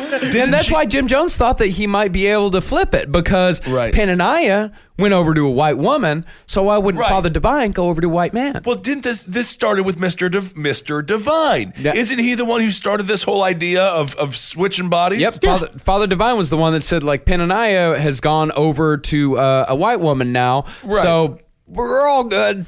Oh, you know what? I just think they're not being reasonable. That's what I think. Very astute. Well, after people, like, they didn't immediately reject him. They were just, everybody was like, I don't know. That's crazy. Yeah. And Jim Jones's arrogance got the best of him. He got pissed off, and he started telling them, the way you guys are living your life, this is bullshit. This is not a socialist society. This is not what Father Divine, I mean me. This is not what I wanted. He, him, me, I think. You got to come to People's Temple. You have to come, or else you're going to hell. Yeah, he started straight up threatening him. So, like, you're gonna go to hell. Your lives are over. You're gonna be destroyed if you do not come with me. And you want to know what you don't do? What? Threaten a group of people in Philadelphia. Oh, groups in Philadelphia are highly dangerous and very motivated. They just rioted because they were happy. Oh, the Eagles won. They trashed the whole town. Well, except for the polls, because they greased the polls. There were still people who climbed up. They actually still did it. Yeah, they still made it. American Ninja Warrior Philadelphia edition. So after Jim Jones started getting aggressive with him, Mother Divine was like, get the fuck out of here. I don't ever want to see you again. Get out of here and never come back. Right. And so on the way back, like, Jim Jones didn't say shit, and nobody said shit to him. They said it was a silent, tense bus ride all the way from Philadelphia back to California. And it is really difficult. Just the silence is so much more echoing when you're 3 to a seat. Oh, yes. So everyone understood this was a failure for him. Everyone understood. Yes. But the thing is about Jim Jones, though, is that there are no failures. It's always someone else's fault. Well, he it's said never that- truly a failure. I love his excuse where she said that Mother Divine, they had a wonderful conversation, and then Mother Divine pulled him in another room, ripped open her shirt, and showed him her quote-unquote sagging breasts. And asked Waved her to her have- sagging breasts. Yeah. Waved them. Which I guess had the effect of, like, you know when a bird's got eyes on its wings and it's supposed to scare bigger predators away? Like one of those things where I guess the breasts were supposed to scare him, and he goes, oh, no, not horrible pendulums. Where it's just like, well, he pulled a Brazil where he said, oh, she wanted me to fuck her, and I said no. Yeah. Oh, I see. That's what kind of got me about it. because it was actually, he pulled the opposite of Brazil. Because in Brazil, he said, I got asked to fuck, yeah. and he's in Brazil, he said, she wanted to fuck me, so I did it for the greater good, for the orphanage. So she would give $5,000 to the orphanage. Really, arguably, this would be for even more of a greater good because this is the cause. This is the whole cause. And if they can add another 1,000 people to the congregation, that's a huge deal for the cause. But for some reason, this was not good enough for Jim Jones. Well, we're going to see this play out later on, too. He started talking about shit like this, where he's just like, I only put out for the prime talent. Yeah. Where it's like he's very much so, you're going to see his taste escalate in women, and then in men it stays exactly the same. Okay. Yeah. But these failures, in a relative sense, were pretty small, and People's Temple was still growing. And with this growth came a greater need for control. And that control came in the form of the Planning Commission. Now, I see this as a direct result of these failures. Mm-hmm. I think what he realized is that when he went out, because he became so confident of what he was doing in Ukiah, and that he thought that he would just go out and fucking crush everywhere else. And when it didn't, he realized, I gotta fucking take this out on my people a little bit more. So he invented this thing called the Planning Commission, which was his solid inner core group that would not then be the most innermost. It would be the second innermost, but he needed them to be his open mic night. I see. It's what the mom did in, what was that? The Grinch Who Stole Christmas. What are you talking about? I haven't seen this stupid fucking movie. I don't want to talk about it. It's not a good film. It is a good film. I mean, I've watched a couple of minutes on TBS during Christmas when I was bored at my parents' house, but it was obviously a bad movie. It's not good. The Who's are physically deformed. The mother Who is on the Planning Commission. Can I actually ask this? Do the Who's believe in Christ? They might. Is that they why believe they in like Christmas? Yeah, it's just Christmas, but they like the presents. But do they not believe in the theoretical beginnings of Christmas? They didn't get into that. They might like Jim Jones, as far as we know. I think it's kind of like Wookiee Life Day. What's Wookiee Life Day? It's from the Star Wars Holiday Special. It's what the Wookiees celebrate. Because if you watch it, there is a long 10-minute segment of the Wookiees having a Christmas-like thing called Wookiee Life Day with no subtitles. It's just 10 minutes of Wookiees growling at each other. I also realized I realized we were watching Star Wars, I can't do a Wookiee noise. It's tough to do. Ben, try it. Not good at it. Well, this Planning Commission, there was an illusion of collaboration. Jim Jones said, all right, we're forming this thing.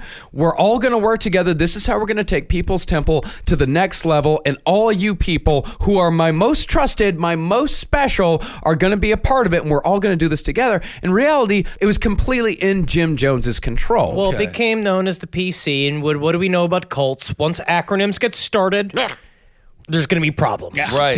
Once the acronyms start, it's bad. And he used sort of this was his testing ground. Yeah. He would see what he could get away with the planning commissions. And they would meet late at night after all of the meetings. There would be an afternoon session again, 4 or 5 hours long. There would be a night session. It would be 4 hours long.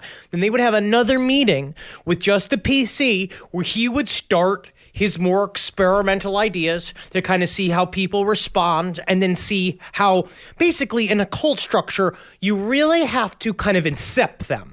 You have to make them think that they are collaborating and adding something to the group when in fact they're not. So that they themselves, like the second layer of the cult, will then go teach the outer layer of the cult to believe in the teaching straight from the head. So you basically, the only way you get the fringe people from saying check please is they see the inner group people saying no, it's a good idea. Mm-hmm. So they then see people reverberating the idea back and forth. So then it begins to make sense. Little circle of trust there. Yeah, because People's Temple is getting up into the thousands as far as membership goes. I think by 73 they had about 3,000, and I think by the end it was 7,000. Wow! There were only a small fraction of People's Temple members actually went to Guyana. Okay. Yeah, and I think Jim Jones, it was definitely a way for him to put his ideas out there and have it go outside, but it was also a toy for Jim Jones. Yeah. It was this guy, Jim Jones, played with the people in the Planning Commission the way a serial killer plays with a dead body. Just seeing what he's going to get away, just seeing what he can do just for his own pleasure. I mean, the thing did serve administrative purposes, but it seems like the way most writers tell it, the PC was used as more of a platform for abuse and humiliation, all under the guise of being a place where people could accomplish great things. Interesting. And tried to make them little human zombies like Jeffrey Dahmer did. Yeah, I mean, shit like that, yeah. And, of course, most of the humiliation had to do with the thing it's easier to use to humiliate someone is sex. And one of the main purposes of the PC was so Jones could bring women he wanted to have sex with into his confidence. The PC was at its largest about 100 members out of the thousands that People's Temple ended up having, and it was only out of the PC that Jones would pluck his sexual conquests. And it wasn't quite in the poison way of handing black roses to the talent in the front row to come in, but it was kind of like that, where they would go... The cultist bachelor? Yeah, where they would bring people... This was his way of bringing them closer, and again, and every single time... Well, we would see if he had a smart ass asking a lot of questions, he'd put him on the PC. If he had a woman that he wanted to have sex with, he'd put her on the PC. So was it a punishment or half and half? Reward? We're going to learn that they are exactly the same. Yeah. Oh. Yeah, I mean, and I think that's one of the brilliant things about Jim Jones, and also what a lot of cults do, is they blur the line between punishment and reward. Oh, Robin Thicke. A bunch of people bragging about how little sleep they got. Yeah, right? That's the first one. It was like once you start, and that just shows again the subtle build and the way people can be really flipped is once you control their whole behavior. It's because it gets to a point they view pain as pleasure, and then once that starts happening, they believe they deserve it, and they believe that it's the will of God, and that they're supposed to be like this. And then Jim Jones uses that to his own advantage. Yeah, and taking the sex thing even further. Like half the purpose of the PC, as far as their meetings went, what they talked about, Jones just wanted a captive audience to listen to him go on and on about how virile he was and how much he liked to fuck and who he was fucking and who he had fucked in that room. Like, he would actually make people write statements describing their personal sexual experiences that would be read aloud to the entire PC. And he'd make them do it like in the middle of the meeting. He was like, hey, why don't we fucked, right? Yeah, we fucked. Write about it. Write a statement, and then we're going to read it. Wasn't there a statement I read one of them as being like, I had a great time. It was just like signed Nancy. My only lover has been Jay. Huh. And that doesn't say a lot, though. No. Because honestly, that's technically not even good or bad. That's just a fact. Right. Now, the other half of these planning commission talks is much more sinister. The PC. That was the good part? That was the good part. That was the fun part. Yes, you have to give. Dang. Basically, you give up to 10 bed springs for his level of fuckingness, where you just say like a 7 out of 10 loved it, coulda used a little bit more feet sucking. 2 out of 10, I am a man and I did not enjoy this, and he tears those up. He's like, I only take 6 out of 10s. Now, the PC was also in charge of discipline. And that's disciplining the entire congregation.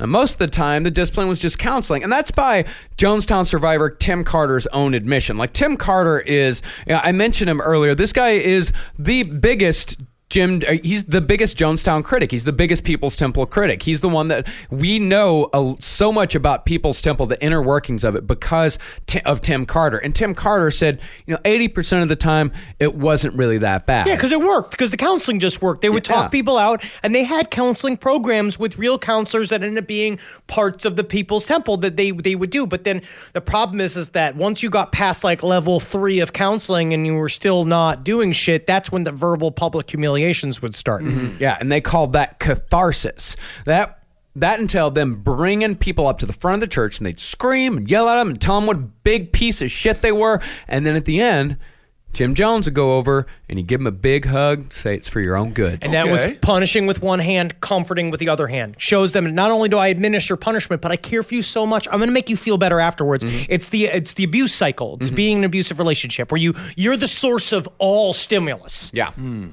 And then there were the spankings. Uh-oh. It started off as just a lick or two from the belt, which sounds relatively tame as far as cult punishments go, especially when we compare it to some of the fucking Om Shinrikyo stuff. Right. But this wasn't done in private. Usually this was done in front of a congregation of like 1,000 members. These are the locked door meetings. But still, it was like 1,000 people there. Yeah. And then they do it 100 people at a time, all waiting in line to be spanked. They've been doing this in Congress a lot. I find like this is like a senator-like activity, I feel. Yeah, that's why they call it the majority whip. Whoa! Capitol steps. Here comes your new member. There it is. Real Henny Youngman. And then the belt escalated to a paddle, which Jim Jones not so originally called the Board of Education. Oh man, it's so fucking like the wall, dude. Oh, every It's fucking principal Pink calls Floyd, his, dude. every principal calls his paddle the Board of Education. Why do Well, a principals lot. still have paddles? I don't think they should. I guess probably not. I mean, up until I graduated in 2001, yeah, the principal had a paddle, the superintendent had a paddle. Some of Lot the of paddles. teachers had like personal paddles. Did you have to wear those clay masks and fall and pretend to fall into a sausage grinder? No, but you got to sign the paddle after he spanked you. Oh, after he gave you a few licks. Stop with the licks. Good. So the whole world is run by the negative or the mean people from Animal House. Negative people. And then the number of licks escalated. You know, it started with like 1, 2, 3, but then it got up to 25. Whoa. And then it got up to 50. And then it got up to 100. That's too many. All in front of the congregation. Sometimes with such force that these people required medical attention for their butts. Well, Excuse me, I'm a doctor for butts. I can let me look at them. I'm not really a doctor. I probably should have said that before I started looking at your butt. But the one thing I will say is, you got 2 cheeks, you got 1 hole.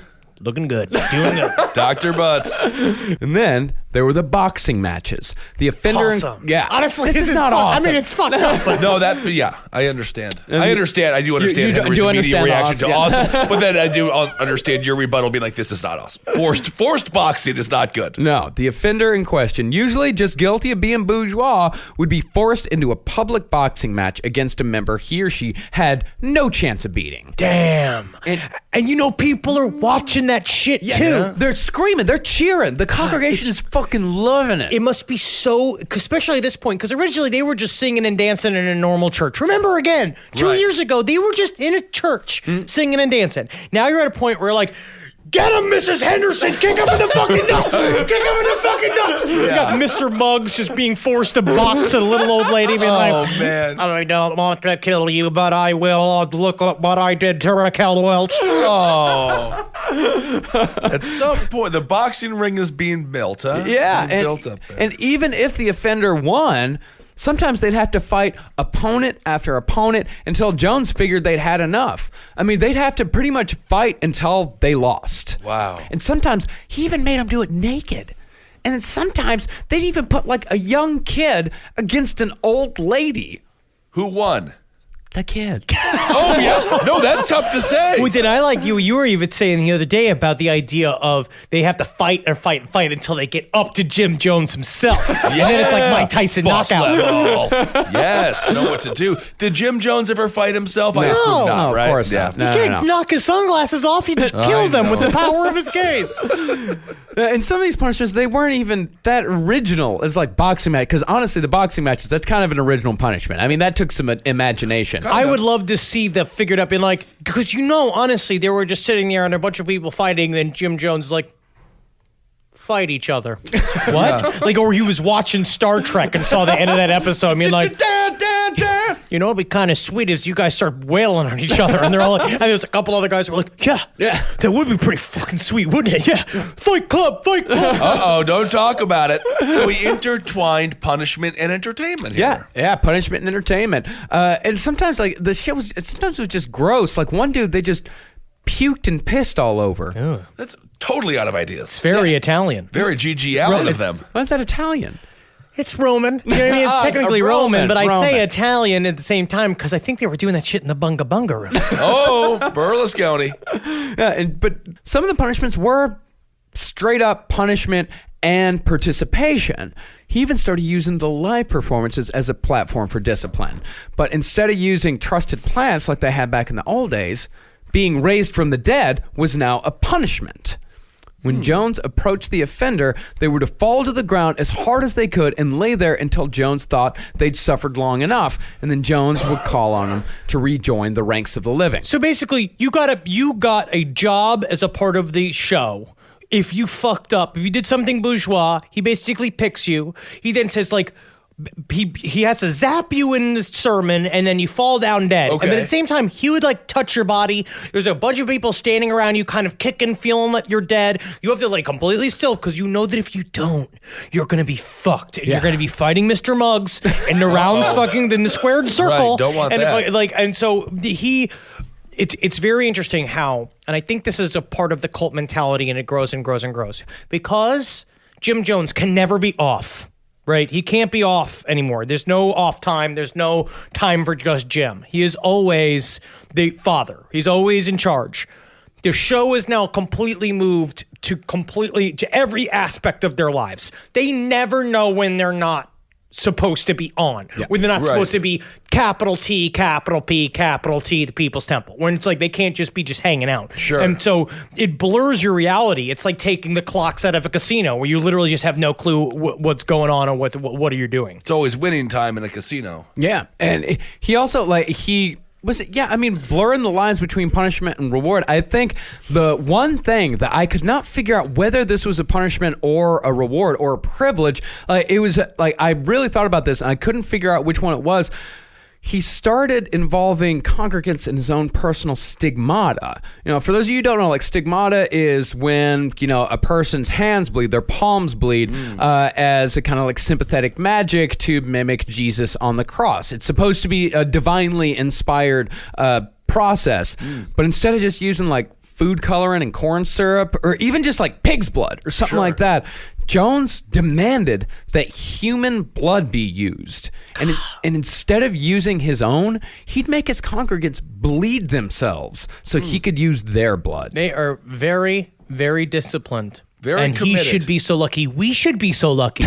Yeah. Well, just use pig's blood. There's no reason. No. What to if use someone tests human it? Blood? What if Who's someone testing it? The testers who come testing. No, he never allowed anybody to test anything because he went back to Indianapolis once, and he did the cancer trick, and the Indianapolis Star told us like, hey, listen, we'd love to test, like we'd love to believe this is real. You're a hometown boy. Why don't you let us test the cancer? And Jim Jones said, absolutely not, because if you test the cancer, then our enemies might fake the test results. He's right. He is right, Marcus. Oh, is he? He could have been right. No, I don't think he's right. I think that they're chicken guts. Also, what I was reading about, I remember the one bit about how he started using cursing in his sermons. Mm-hmm. Did you read about that? Yeah, about how he was like, he wanted to start appearing to be more like with edgy? it and with the times and just being like, he's like, people curse, say fuck. And the audience would all look at each other and be like, let's start going. And then you'd start big chants of fuck. Did he do the Carlin bit about 7 words you can't say or the 7 dirty words? You know who does the same shit as Tony Robbins? Really? Tony Robbins curses like a motherfucker during his talks and shit because he's just like, it's because what it allows me is to connect to my audience. He had a pituitary gland problem, which is why he's so big. Smart guy. Well, all this shit that Jones made people do that we were just talking about, like this is all for like relatively minor infractions. Committing actual crimes sometimes earned pure fucking torture. See, People's Temple, like a lot of cults, and like a lot of the more insular religions, like the Hasidics here in Brooklyn, they prefer to take care of punishment for serious crimes in-house. They don't like to involve the police. Right. Even when the crime is something as abhorrent as pedophilia. Now, while priests and rabbis and youth pastors just tend to get shuffled around, if that, after they fuck up, People's Temple took it a step further, as they did in the case of pedophile Peter Wotherspoon. Okay. It's a bad name. It's a bad name. What happened to this? I don't know. This is chicken and the egg scenario with the name. Yeah, Wotherspoon. But he showed up. What happened to this clown? Well, he showed up and he's just like, I just want to say, thank you guys so much for having me at People's Temple. It's really been, love the songs, love the dancing. Right. I may have had sex with a child. But what I will do, no, I'm just being upfront, but I promise, pinky swear, and I'll do it to any child in this room. No, don't. No. That I will never do it again. And you could take that. My word is bond. Well, let's set up the boxing ring, shall we? Didn't work out. No. Did not work out for this guy, they're like, huh? oh yeah, we'll bring him in through the power of God. He will never backslide. For if he is a part of People's Temple, then he shall be cured of his pedophilic urges. This is... But not this real. is where God was, but this is where they would invoke God, not socialism, to cure this man's pedophilia. Did not work out. No kidding. Real fast, Peter Wotherspoon molested a 10-year-old boy. But instead of taking him to the police, Jack Beam took Wotherspoon to a tiny little windowless room where Wotherspoon was instructed to plop his genitals out on a table. Would you think at that point you'd be asking a lot of questions? You'd think so. Being like, so what are we? Is this like a show and tell, or is this just like like a bird trying to entice another mate? It's more of a show and scream, I think. And then Jack Beam whacked Wotherspoon's dick and balls with a rubber hose over and over until they were so swollen they were unrecognizable. Yikes. Yeah. Shit, please. Yeah. Okay. Yeah, they had to take him to the hospital. He had to use a catheter for months. How do you explain? My sympathy level is very low for him. No, of course, but I do understand what we're talking about. But a part is like, how do you explain to the hospital, being like, my dick and balls fell down the stairs. It's like, you can't just wave off my dick. Obviously, it's got a hose marks on it. Oh, I mean, the point is, I mean, they should have gone to the police. Yeah, of course. All this. Yeah, you don't take care of this shit in house. You never take care of, because if you look at these communities over and over again, taking care of shit in house only ends in tears. It usually ends in the person doing the exact same shit as soon as they get better. Right. Now, as it is with all cults, there's always the question, why don't you leave? Sure. People's Temple was... Well, Marcus, as it is with all cults, the question is, why don't they leave? Yeah, Marcus, why don't they leave? I'll tell you. Oh. See, most of the time the answer is simple. These people don't have anywhere else to go. The People's Temple has all your shit. Oh, that's right. I mean, first of all, when the answer is so easy, actually. Yeah, that's right. They have everything. Well, first of all, when most people go into a cult, their families don't want them to go. Right. And so they have to tell their families, like, I'll see you later. They have to, tell their families, their parents, to go fuck themselves. They have to burn a bunch of bridges. They burn all their friends' bridges. And then, here's all my money. I'm going to sign the lease over to my house to you. Oof. Like, all of this shit's insane. Yeah, or the people that join don't have any family to tell fuck off. They don't have any property to give. So when they come into People's Temple gives them everything. And if they leave, then they have nothing again. And a lot of these people that were given jobs through People's Temple, they got that job there because their boss is a People's Temple member. So if they leave People's Temple, they lose their job. And a lot of these people had families. Right. And they've given all their shit over to People's Temple. They're tithing 25% of their paychecks. But you remember this, is that what they started doing again, the old story of turning the temperature up on the frog in the water, is that the tithing started at like 10% and moved up to 25%. But then he started making you write the amount of money you actually make on a piece of paper. And then he would slowly uptick to squeeze what he can out of you. Slowly but surely, you're giving 90% of your paycheck. And then that stuff is money that you got from them in the first place. So essentially, you're working for People's Temple jobs that then pay you money, that money is going back into the system, where essentially everybody's, it's like, it's the company dime. It's the same company. It's the company store. It's working for Walmart. Yeah. Right. And even if you did end up leaving, Jones made a decree that all former members had to live at least 100 miles away. And if they didn't, then Jones would send out his enforcers to intimidate you into doing so. Okay. And all this power was made possible by Jones's expansion from Redwood Valley south to California's major cities. He planted a pretty good financial foothold in Los Angeles, but he knew he could only go so far in that city. Los Angeles gave him money. Jim Jones wanted power. All right. He decided it was time to really put a stake in a city where he could insert himself into the public arena in a way he only dreamed of in Indianapolis. And he is going to Des Moines, Iowa. Pearl of Iowa. Where dreams are made of. San Francisco. San Francisco. You remember in San Francisco, it was built of a bunch of different, varied, wild groups. They were all, and the neighborhoods themselves would kind of run themselves. Each part of San Francisco Francisco was its own little like economy. It was its own like little world that you can kind of manipulate. There was like rival cult gangs over there. Weren't the Moonies over there at the time as well? The Moonies were pretty well established at this point. Yes. Yeah. But really, at this time, like San Francisco was kind of a surprisingly a conservative town. But now like the hippies had moved in, and now it was the gays, and now the blacks had started to say like, hey, we want rights too. We are sure, because they were all pushed into this shitty neighborhood. And they're like, listen, we need influence here. We actually need some change here. Right. And Jim Jones came in at just the perfect point to be at the forefront of that movement. And this guy, I mean, he would accomplish shit politically that seems almost unbelievable if all you know about Jim Jones is Jonestown. This guy had very real political power, working with and against people that are still making headlines today. People that are senators now. Who do we got? You want to name names? You know what, man? I'm gonna leave it as a surprise. Really? You'll be excited. Okay. Yeah, you'll love it. I'm gonna leave the senator as a fucking Senator surprise. Bernie Sanders. But all that would take a lot of years and quite a bit of groundwork. Upon arriving, Jones sought out an influential doctor named Carlton Goodlett, who ran one of San Francisco's biggest black newspapers. Using his mother as a Trojan horse, Jones played the dutiful... I can use that metaphor. I know, She was a Trojan horse. It's just Ken Bone calling pregnant women human submarines. And those little human submarines. Because they were chock full of semen. Yes, that's kind of fun.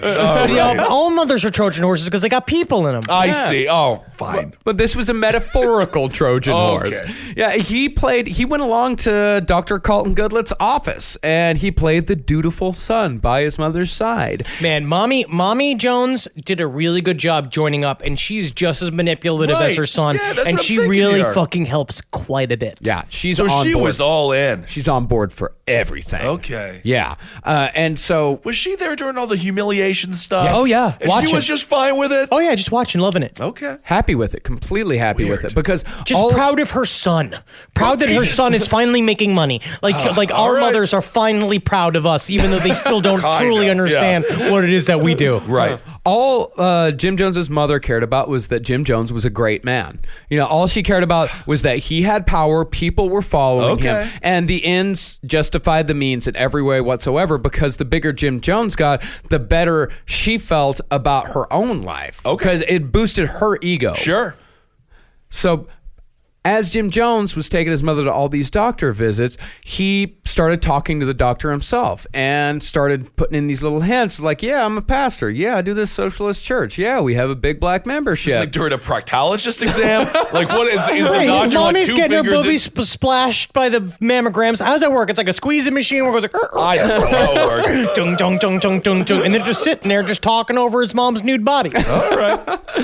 Well, after they had a few conversations, this Carlton Goodlett guy was like, fuck yeah, I like the cut of your jib. Come on in. Like, let's get you into San Francisco. Let me ask you something, Goodlett. Do you douche? I mean, your butthole. Do you think Jim Jones was ever surprised that all this stuff worked? Yes. Where he was just like, I got another one. Very, very much so. Okay. Like, he would sometimes, like, at time, like, after he accomplished something, like, particularly big, like, people that were with him would, like, look over at him and he'd just be like, Jesus Christ. God, okay. Do you get the feeling he wanted to, did he ever want it to stop? No. No, because at some point he would be like, I hope this one doesn't work because I don't want to expand anymore. It would have to stop completely against his will. But the problem is that it's the other side is that what the difference between a normal human being and a cult leader is that a cult leader views all this as validation. Right. Eventually you'd start saying like, oh, maybe all of the bullshit I'm saying that I know is bullshit, maybe it's not. Maybe it's coming out of me and I'm actually channeling God. Is it sort of the double-edged sword where it's like, well, they must be right. If they believe in me, they've got to have something. Yep. Stephen Jones said this exact same thing. He was quoted in Road to Jonestown saying something like this. He said the most important thing in Jim Jones's life was how other people thought of him. He based his entire personality on what other people thought of him. And what Stephen Jones says, like, if you've got 1,000 people telling you you're the cat's meow, then you're going to believe it. Because it's... meow. Yeah. So it was a feedback loop. Sure. So the more they told him that he was fantastic, the more fantastic he thought he was, the more powerful he thought he was, and the more they believed him. So it was this huge feedback loop that was just snowballing. And then that makes my metaphors. It's like James Wood's Twitter account. That's amazing. Yes. He's such a lunatic. Well, now that Jim Jones had some local cred in San Francisco, he started insinuating himself into black churches giving guest sermons. And before the churches knew what hit him, Jones had bought an 1,800-seat venue and was slowly siphoning off members. Because at this point, when Jim Jones moved to San Francisco, the congregation was, like the white people in Mendocino County and Ukiah. And then when he gets to San Francisco and Los Angeles, it starts going back up towards a majority black congregation. And with that, People's Temple was franchised. Ooh. 3 locations up and down California. Yeah, and sometimes they have filet of fish. And it's important to franchise. This is where you make your money. They're not in the church business. They're in the real estate business. Your love of Ray Kroc is problematic. It's admiration. It is It horrible. makes me question why I started a business with you. I'm just horrible saying, person. I'm going to take us to the top, or if not, I'm going to kill all of us. 1 billion served. As we know with cult leaders, if you don't up the ante, people drift. You got to constantly be bonding with your followers, and there's no better way to do that than with the shared hatred of and fear from an enemy. And it was even better if the enemy was faceless. Yeah, that would be totally scary if he was just a bone face. Yeah, like crazy. And what better way to create another boogeyman than with yet another fake, but this time public, assassination attempt. Even though San Fran and LA were becoming more established, the main base of People's Temple was still down in Redwood Valley. It was also isolated enough where any suspicious activities wouldn't draw the immediate attention of the police. One afternoon, right before service was about to begin, as a couple hundred people were outside doing culty activities, Jones was walking through the parking lot. In unison, just folding things, making soup, just like, that's all it is. Playing cornhole for some reason. Actually, I would see the People's Temple playing a lot of cornhole. I could see it. that's a pretty low impact game. It's a socialist game. Are they allowed to drink alcohol? No. Oh, they're not. Absolutely not. Okay. No, that is a huge role. Like, that's something you're going to get 25, 50 spankings for. Well, if you're drunk, you Well, that's saying is once you get a couple in here, the spanking's something better and better. flip it. Well, they're having like kind of a little fest. The band's playing. Everything's going great for People's Temple. They're at a very happy moment. They're at a perfect moment to be broken. They're simmering. Yeah, you want people to be happy when the bad shit happens. Sure. Because when the people are happy and the bad shit happens, it really fucks with them. Sure. So Jones is walking across the parking lot. Shot rings out. Jones clutches his chest, and suddenly blood is all over his shirt. And so Marceline and Jack Beam, like, they go up and they grab Jim Jones and they kind of prop him up. And the dog, Steven's dog, goes running off in the direction of the shot. But Jim Jones points everyone in a different direction, saying they went that way, go that way. Don't did a follow Looney the Tunes. dog. Yeah, they went that way. And so the people went and ran in that direction, and Jim Jones was carried inside. About 30 minutes goes by. Everyone's wailing outside. Thinking he's going to die. They're thinking he's dead. They're thinking he's already dead. Okay. They're wailing. They're thinking everything's over. And then, miraculously, Jim Jones walks out of the front door totally and completely fine. Yeah, like James Brown with the cape. When he falls down, he seems like he's all sick, and then he sits up, he starts dancing. Also, a Ronald Reagan little technique there. Survive the gunshot wound. Yeah, Jack Beam comes out, Marceline comes out, a nurse comes out, and they all say he had a fatal wound. The nurse says the wound was deep enough for me to stick my finger down in. Well, that doesn't seem very safe. Yeah, why are you doing that? Don't hurt him like that. It's ridiculous. So 4-finger bullet wound right there. It is a Bill Clinton long gun wound. And Jim Jones said, "Fear not, my people, for I have healed myself." What I love is this whole thing too, is he's like, they were like, but I don't understand, a dog seemed to go after one group of people, but you pointed the other way, and he said, I did it on purpose to throw you off because I wanted to show mercy to the assassin. And they're all Right. like, oh, okay. So shouldn't we have probably caught that guy to keep him from taking another shot. The problem is you're thinking about it, and what's the first rule I gotta tell you is you gotta stop thinking about it. That's right. It also seems like you could segue this into a Flex Seal commercial. Wait a second. Flex Seal, is that the one where they saw the boat in half? Yeah. Yeah. Yes, it is. It's an incredible commercial. Yeah. And to further drive the point home about this supposed miracle, the shirt Jones was wearing became a temporary relic for the church. They built this big glass display case because it was like a yellow shirt and it was splattered in blood. So and you know, it he looked picked super it, cool. He picked it on purpose. Yeah. Oh, yeah. Right. He's like, ooh, yellow.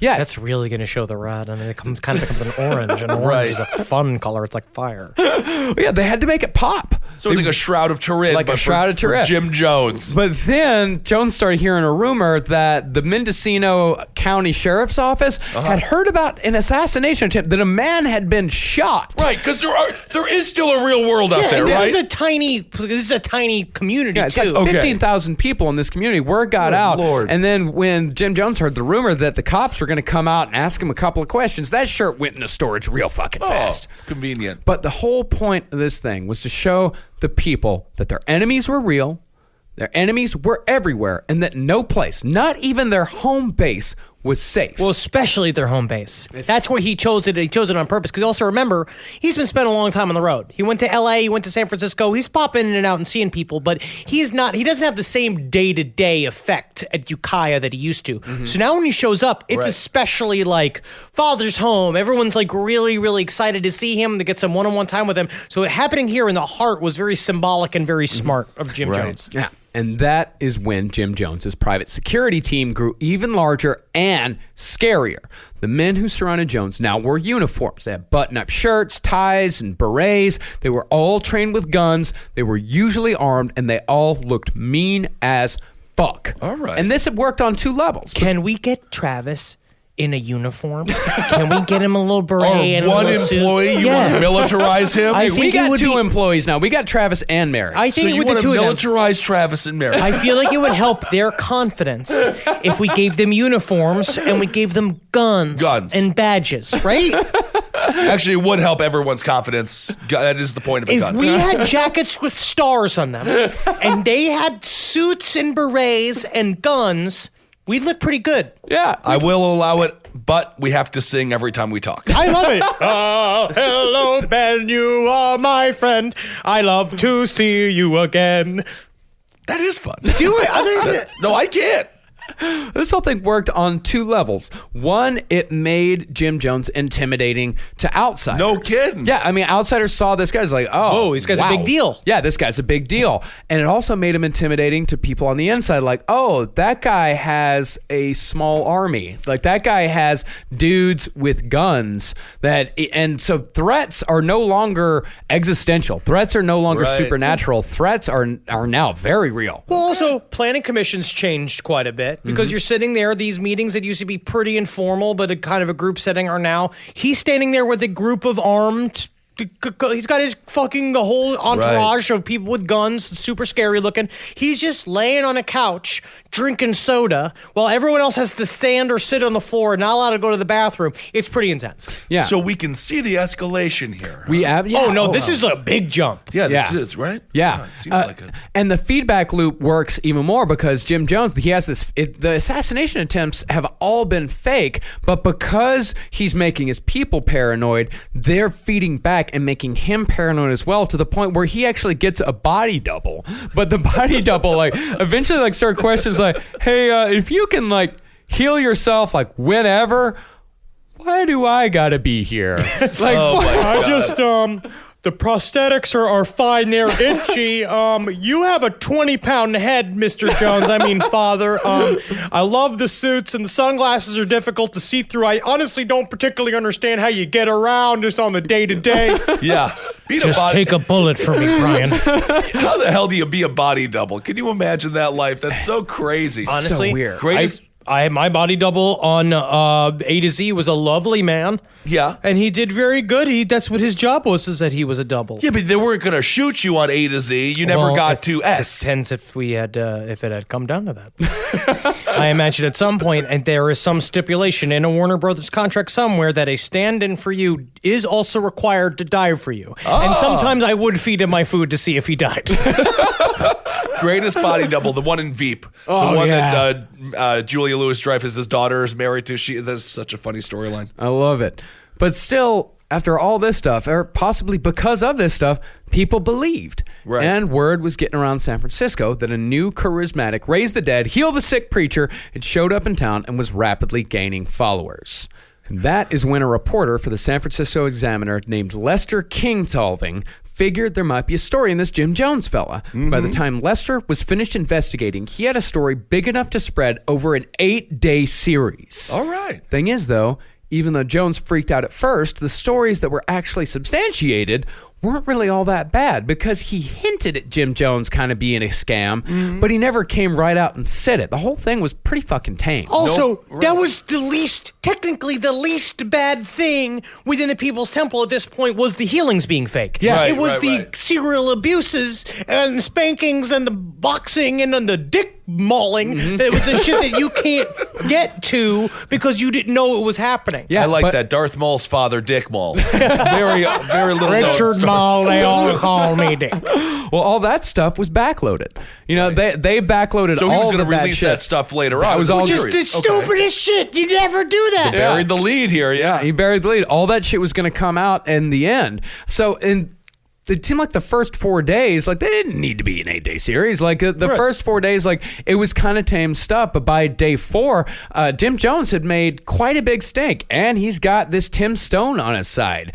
You know, lawyer. Yeah, he's got the lawyer on his side. So the San Francisco Examiner, they decided on day 4, they're like, listen, we're not going to do 5, 6, 7, and 8. And that's where the harassment, the threats, the punishment, mostly from Whitey Firestone, that's where it all came from. That's where it all was, but it was all unsubstantiated. This is the saddest thing, too, is that Whitey Firestone was such bad luck all the time that he couldn't even get this article done. He's like, I mean, so you put it in the article number 7. Well, that's not good. I got my feet stuck in a chair. Honestly, I don't even know how I did it. I don't even know how I did it. It does seem difficult to do. A bird stole my sandwich this morning, and then I got locked inside of a refrigerator. I don't know how that happened. I thought they fixed that so you could get out of it, but well, I guess I'll just go back to working at the nuclear power plant. Bye, Whitey. So Whitey was the source here. Whitey was one of the sources. There were a few sources, but yeah, Whitey was one of them. But the amazing thing about the Kinsolving articles was that it was actually great PR for People's Temple. When people read about Jones's supposed healing powers, they didn't think, oh my God, look at this bullshit. They thought they'd found salvation. Think about the articles on Facebook that say like all you have to do is read the 3 words in the headline, and you just see healing powers. You don't read unsubstantiated. You don't read this stuff. You just see because you're so desperate. You're like, oh fuck, that's where I'm going to go to get rid of my cancer. I would never fall for anything dumb like that. Anyway, I've got to go take my tactical bath. I bought it on InfoWars. Oh, I love my tactical bath. Yeah. It makes you bulletproof. Yeah, I heard that. Yeah, after Kinsolving, Temple membership only increased. This guy helped Jim Jones quite a bit. Very smart. Yeah, and it also bound Jim Jones's followers even closer because there was another enemy to fight. Fake news. Oh no, it's always been there. If there was only an award show. If only. Now, the threats to their beliefs, they were coming from the outside. And it was no longer vague. It wasn't faceless. They were now in print, tangible. Like he had something to point at and say, like, see, look, they don't want me to accomplish the things that I want to accomplish. They don't want to let us accomplish the things that we want to accomplish. Right. That's fake news. They even got a few people from the media on their side as well. There was this one local TV reporter. His name was Michael Prokes. He read the Kinsolving articles, and he traveled down to Redwood Valley. He figured, maybe there's like a further story in this because he read it, and he was skeptical. It's like, this sounds kind of weird. Let's go check it out. But before long, fucking Prokes was the press secretary. God, again, you hire him. Yeah. All you got to do is hire him. Right. I will also put this on the magnetism of the group of people at the People's Temple.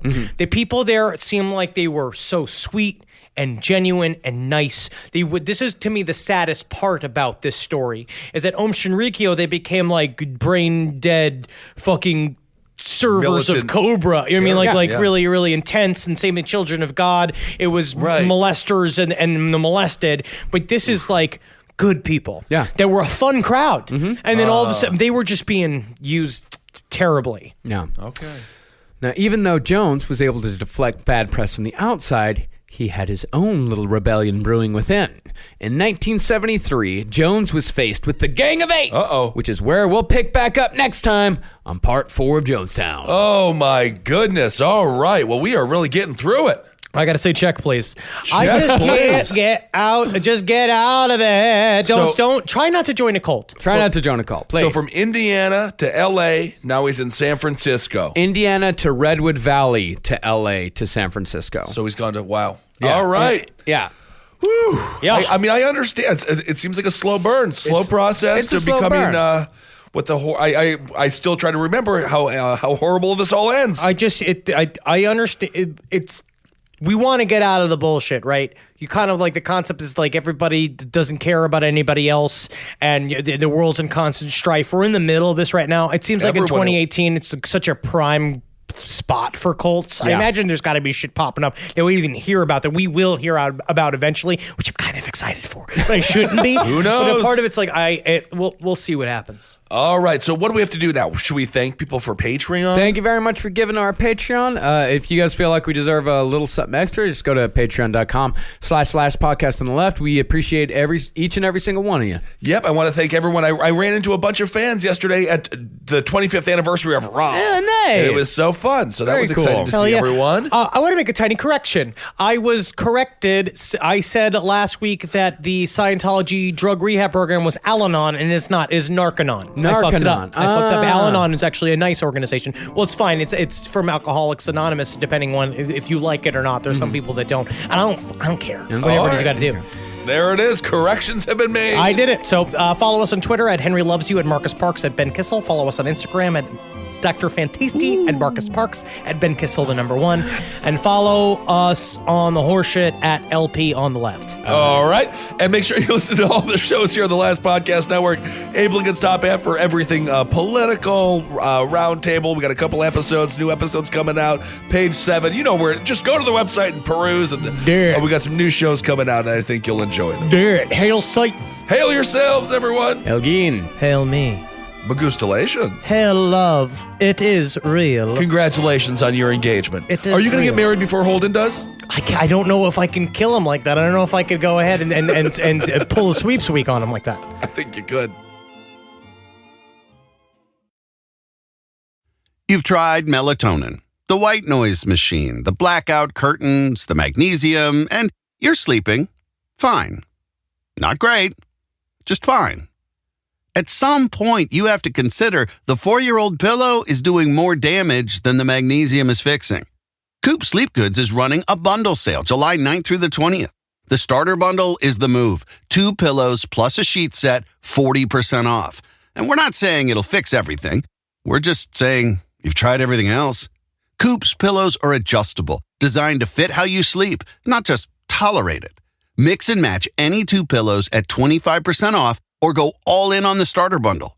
One real upgrade beats 6 mediocre ones. Head to coopsleepgoods.com/comedy. That's COOP sleepgoods.com/comedy for 40% off the starter bundle and 25% off all other bundles. Courage. I learned it from my adoptive mom. Hold my hand. You hold my hand. Learn about adopting a teen from foster care at adoptuskids.org. You can't imagine the reward. Brought to you by Adopt US Kids, the U.S. Department of Health and Human Services, and the Ad Council.